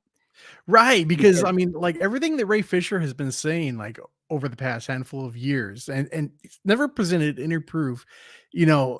He like stood by Zach, and Zach killed him off in like a couple of minutes. That's it. Yeah, that's how he showed his loyalty to Ray Fisher. Yeah. And then we've got let's see here. We've got Taylor Swift is greater than Star Wars and MCU. Just sends in a buck. Didn't say nothing. Thank you for the donation. Many Dragons says, Tom, you're not crazy. I think I've seen that too. I think Script is right. It's on one of the DVDs. Yeah, I swear I remember that. I'll have to dig for my Doomsday disc because I think you guys are right. I don't think it's on the original one, but I think it's on the 2-disc version of that. If I remember right. The 2-disc version is the best one because that documentary about how they came up with the comic book story to kill Superman and stuff, it's way deeper than you'd ever give it credit for. You'd ever expect. Well, and I think that's where I remember hearing that whole story before about how it put Lois and Clark off as far as the wedding of Superman and Lois and shit. Yeah. Mm-hmm. Or vice versa, I mean. The other way Yeah. around. Yeah, there's some sort of miscommunication between the publishing and the show, and then that's where the one guy's idea, because they wanted to get him married, but they're like, well, we're not getting him married till the end of the season. Can you push it off a bit? And they're like, well, what do we do? And then the typical joke come out, well, why don't we kill him? And then this time everybody didn't laugh. Because they were out of ideas. Because that was the old joke, is once they'd run out of ideas, somebody would finally go, well, why don't we just fucking kill him? Mm-hmm. So that was always the thing. Oh, Penny's birthday. That's right. Let me see if Bat Tom's around. Hang on. I was in the shower getting ready for work. It's getting to be that time, you know. Bat time. Bat time. Okay. Happy birthday song. Okay. I gotta find the paper. I don't have my costume on yet. So I don't have the utility belt. Alfred! Where's the word? For the suit. For the right for here, the Master birthday. Bruce. Thank you. Right here. Thank you. All right. Happy birthday by Traditional. That dude wrote a lot of shit. Happy birthday to you. Happy birthday to you. Happy birthday to you. Happy birthday, insert kid's name here. Happy birthday to you. And many more.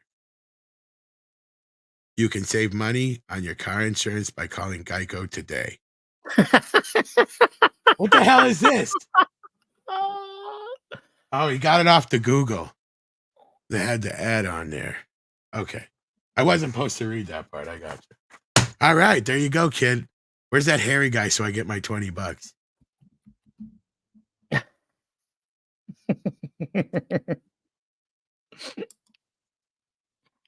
He left because he noticed Culture wasn't here. And Andy's in the chat. How you doing, Andy? Andy. And then we got Warrior Justice says Zack Snyder or Zack daughter died because he got tired of his. Oh, I wouldn't say that. Warrior Justice. That's pretty harsh. Yeah, that is pretty harsh. Yeah. And we got Kitty Bear sent us in a pooper sticker. Thank you for that. I believe it's a pooper sticker if I saw right. And he's also been a member for 24 months. Holy crap, Holy. That's 2 years by my count, right? I think I'm better at math than Snyder. Snyder. At least a little bit. Yes, everybody's saying happy birthday to Penny in the chat. Happy birthday, Penny. Yes, happy birthday, Penny. I always love those hugs. But with that, wow, I didn't expect us to talk about Snyder for this long. Well, let's be fair here. There was also a big Superman conversation thrown in the middle of it, which was really good between you and Klobby, and everyone chiming in occasionally. But it was good. It's you want to get us fired up, especially if Script and Klobby are here? Just bring up Man of Stool. Oh. Yeah, no, because you can tell that conversation itself can be taught in film school for how bad it is, alongside The Last Jedi and Star Trek. I also don't like that movie, by the way, just to be fair. I don't know too many people who do it. I mean, at least give it to some people, and some people are at least smart enough to go say, I like the movie, but it's a poor Superman film, right? Like they'll be like, I understand it's not a good representation of Superman, but I like the whole, the way it looks, the concept, Because in a way, it is almost its own thing, but yeah. There's one scene that basically discredits it as a movie, unfortunately, and that's the thing with Kevin Costner signaling to Clark not to save him. Oh, I hate that. That's horrible. That's really a moment. That's almost like the Luke Skywalker throwing his lightsaber. It's unacceptable. It shows you Zack Snyder doesn't understand Superman, because Pa Kent would never say that. He would never. Well, and it's not just that. Pa Kent would have never done anything that he did in that movie. He would have never been like, like when Clark when he was a kid, like, was I supposed to let the kids on the school bus drive? Maybe. Yes, let them die. When the mother is complaining that Clark is a freak, Pa Kent would be like, wait, do you not love your child? Are you not happy that he's alive? Why are you after my kid? Like, exactly. He didn't do anything, but you should be thanking this miracle that he's still alive. Instead, you're saying my kid saved your son as if that's a bad thing. Mhm. Like he would basically be turning it around and be like, you hate your kid. Listen, all of Smallville hates your kid. We get it, but he doesn't deserve to die. And you pointing fingers at my son is really weird. Yeah, no, he does not understand the character at all. And that's one thing like that really pissed me off about BBS, because I actually like the scene with him in BBS.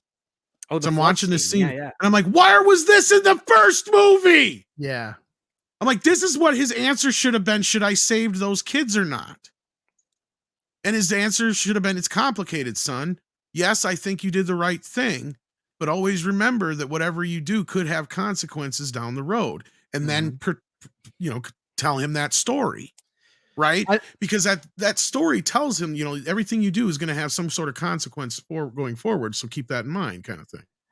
I know that many on this this panel don't care for Smallville, but I feel like John Schneider's Jonathan Kent is. Oh, I like their portrayal. Yeah. Yeah.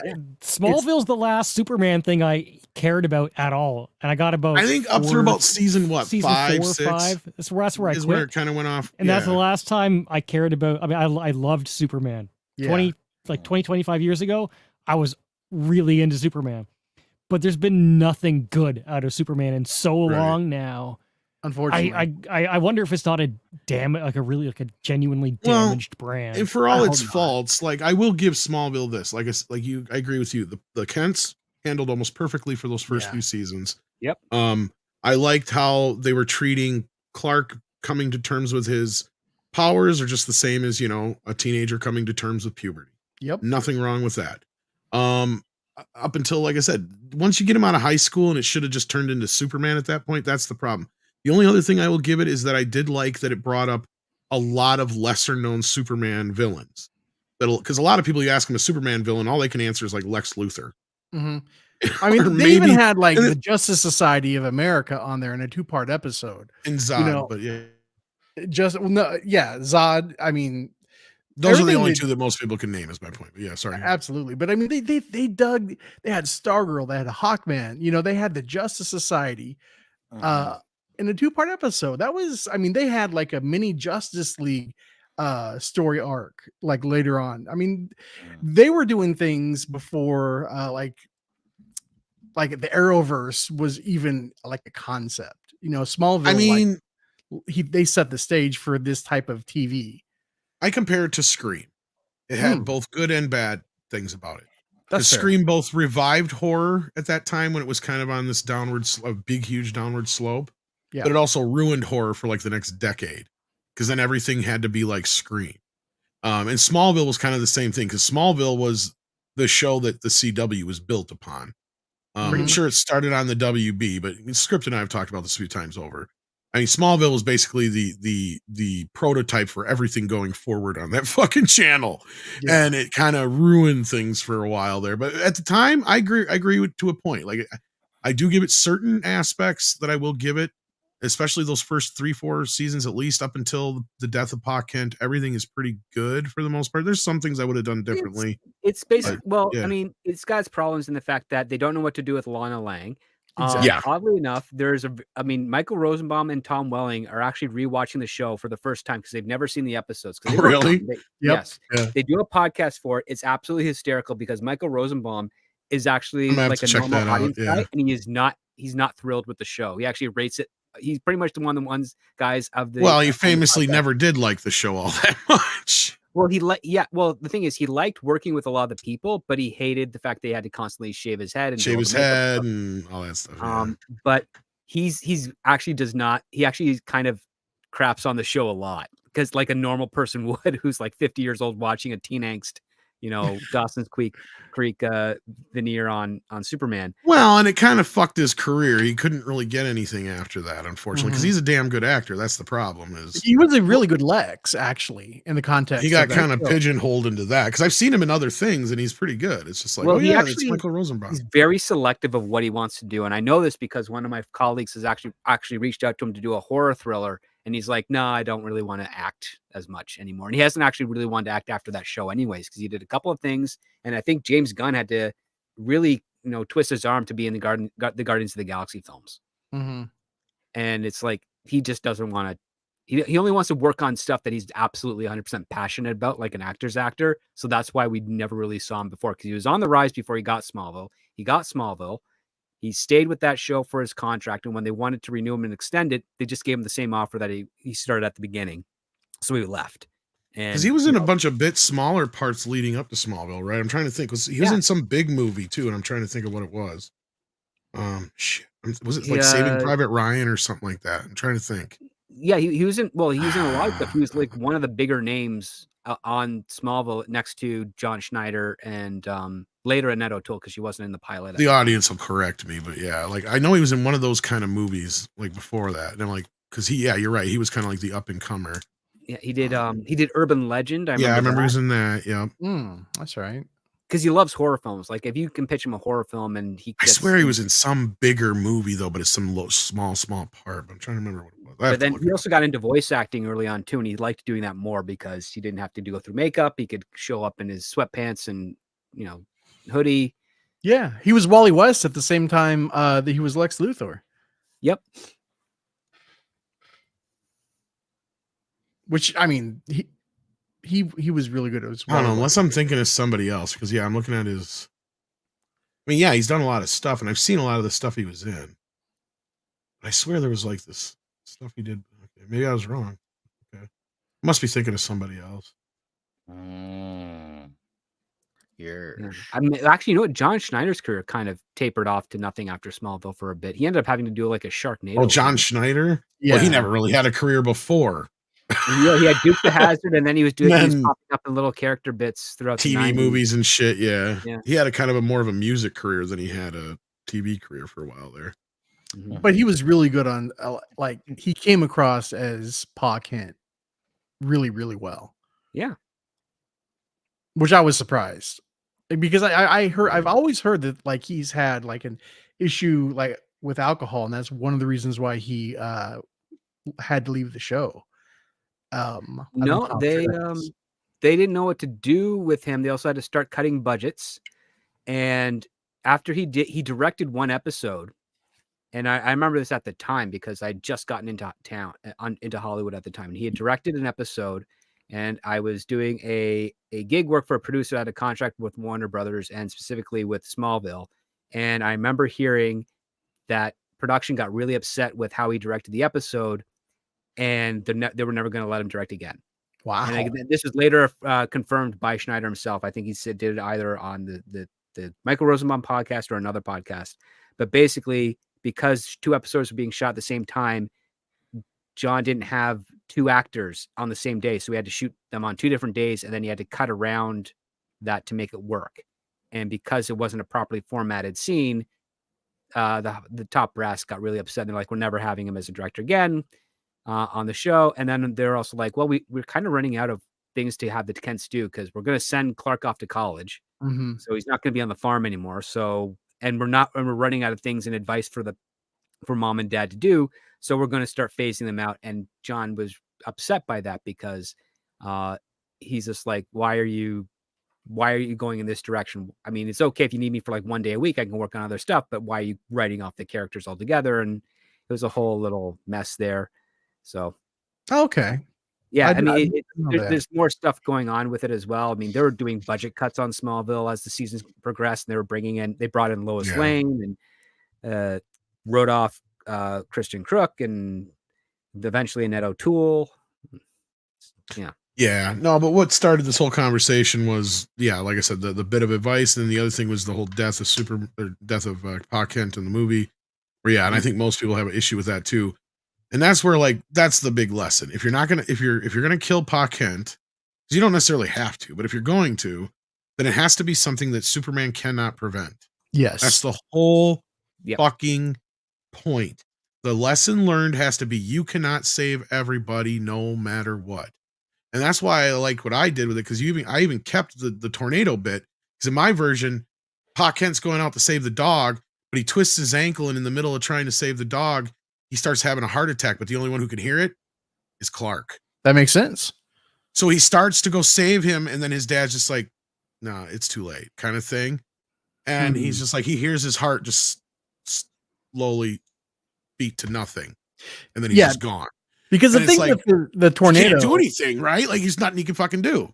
Exactly. The thing with the tornado is that Superman is fast enough to where he could have saved him and no one would have seen him do it. Exactly. So that was like in the theater, I was like, what the crap? What's going on with this scene? He could even made it like the tornado tossed him down the road somewhere where it was safe. And Yeah. Clark could have zoomed right back up behind and that's what Christopher Reeve would have done. Absolutely. Right? Or any other Superman would have done, the Dean Cain Superman, any one of them. Mm-hmm. Like that's the way the scene would have worked out. But in my version, that's the whole point. Is he's about to go save Dad, and then all of a sudden he hears his heart, and he's like, "Oh shit!" Like there's nothing I can do. Like he has that moment, and then his dad actually knows that Clark can hear him. So in my version, he's actually talking to him. He's like, "No, son, don't. You don't have to be a great man, or you don't have to be a Superman. Just be a good man." And then he's gone. And I loved that line because that's that solidified that whole thing of him. Don't worry about being Superman so much as just being a good guy, right? That's my advice to you as a father. I don't expect you to go out and be this savior, right? I just want you to be a good person. That's like, I think the final message that should be left with Superman from his father. And that's kind of the same thing with that he has on the farm, in the first film is like, you're here for a reason. So I don't know what that reason is, but I know it's not to make touchdowns or, anything like that. But till you figure out what that is, I'm here to support you 100%, right? Like that's the whole point of that speech and that conversation. So, but anyway, that being said, we need to wrap this up because I have to be elsewhere and so do a few other members of the panel here. In fact, Price and Script, I think, are going to the same place. Am I not mistaken? Yep. So one of y'all go ahead and Script Doctor has a YouTube channel and he also has a Patreon. So check that out. But where are you going to be in about a few minutes here, Script? We're going to be talking with Price of Reason, some Quantum Leap, the good Quantum Leap. Oh, yeah. 1989 Quantum Leap. So yeah, I'll be there too. Over there. Yeah, because it's your channel. It is. And this is actually on your live channel, right? Or is it on your regular channel? It's on the second live channel, yeah. So go ahead and plug your stuff real quick while you're at it. We're doing a classic Quantum Leap rewatch party like we do every Thursday at 10 p.m. So right after this, we'll be there. Awesome sauce. CC, Loki karaoke. That is correct. Tomorrow night is Friday night karaoke. Got Loki's late show on Loki's Mornings of Mischief at 8 p.m. Pacific time, and then 10 p.m. Pacific time after his show. We butcher songs and have fun. Yep. And if he just happens to not have a show, we tend to just go a little earlier. That's all. Yeah. So it could be 9 p.m. Pacific. Keep an eye on it. Yeah. Keep an eye. Always check out my X and whatnot too, if not. We also have, and also check out CC Karaoke just for all your karaoke needs. Just great work. And then, of course, we have Nick Weiser. What do you got coming up? You got a show tomorrow night, I know, and then you're going to be on TNT later on tonight. I'll be on TNT in a few minutes. Tomorrow afternoon, I'll be doing my first stream of 2 streams. We'll be talking the new Judas Priest album, and then later on the night, the usual comic shop talk, and of course, I'll have a video out as well by Saturday and Toxic Tuesday next week. Police Academy. It's been a fun show tonight. Thanks for having me, Tom. Finally, Police Academy. Oh, I know. We're overdue. We're long overdue for the classic. Yeah, it's gonna be a blast talk this one. But yeah, thanks for having me. It's been a really fun show. We took a lot of shots in Zack Snyder and we hit the target with all of them. Don't screw with me. Well, someday, sir, you might meet the right guy and settle down. Yeah, it's gonna be a blast. Yes, come check out my channel for toxicity, comics, and metal. It's a good time at all of them. Thank you. And then, of course, last but definitely not least, our guest tonight, Sean Stackhouse. Tell him a little bit about your channel and what you got going on. Well, my channel's been in a state of flux lately over the past year, but I'm getting back into things. And I do a monthly show with my friend Alexander Trepp of It's a Trap Productions called Comics and Culture, where we talk about what we've been reading and also like key issues, specific issues of comic books. And it's always very cool. We had the creators of Common America on the show a few months ago, and it was very, very cool. And I'm also putting together something basically like late Gen X related, like, movies that would like never ever need like a reboot, like according to Gen X logic. Let's go. Yeah. So yeah, but thank you for having me on. I mean, it's been a blast. I could talk about these things for hours and hours at a time. So I appreciate it. Same here, but I do have to run myself because I have to go over to Pro's channel, and then after that, I might jump on to TNT if it's still going. But everybody here has to run. So thank you so much, guys. I want to thank Mecha J for sharing all the links out there in the chat and all the other mods that helped out tonight. Thank you so very much. Take care of yourselves and each other, and we will see you next time. Bye. Later. Bye. I got molested in a little boy's room.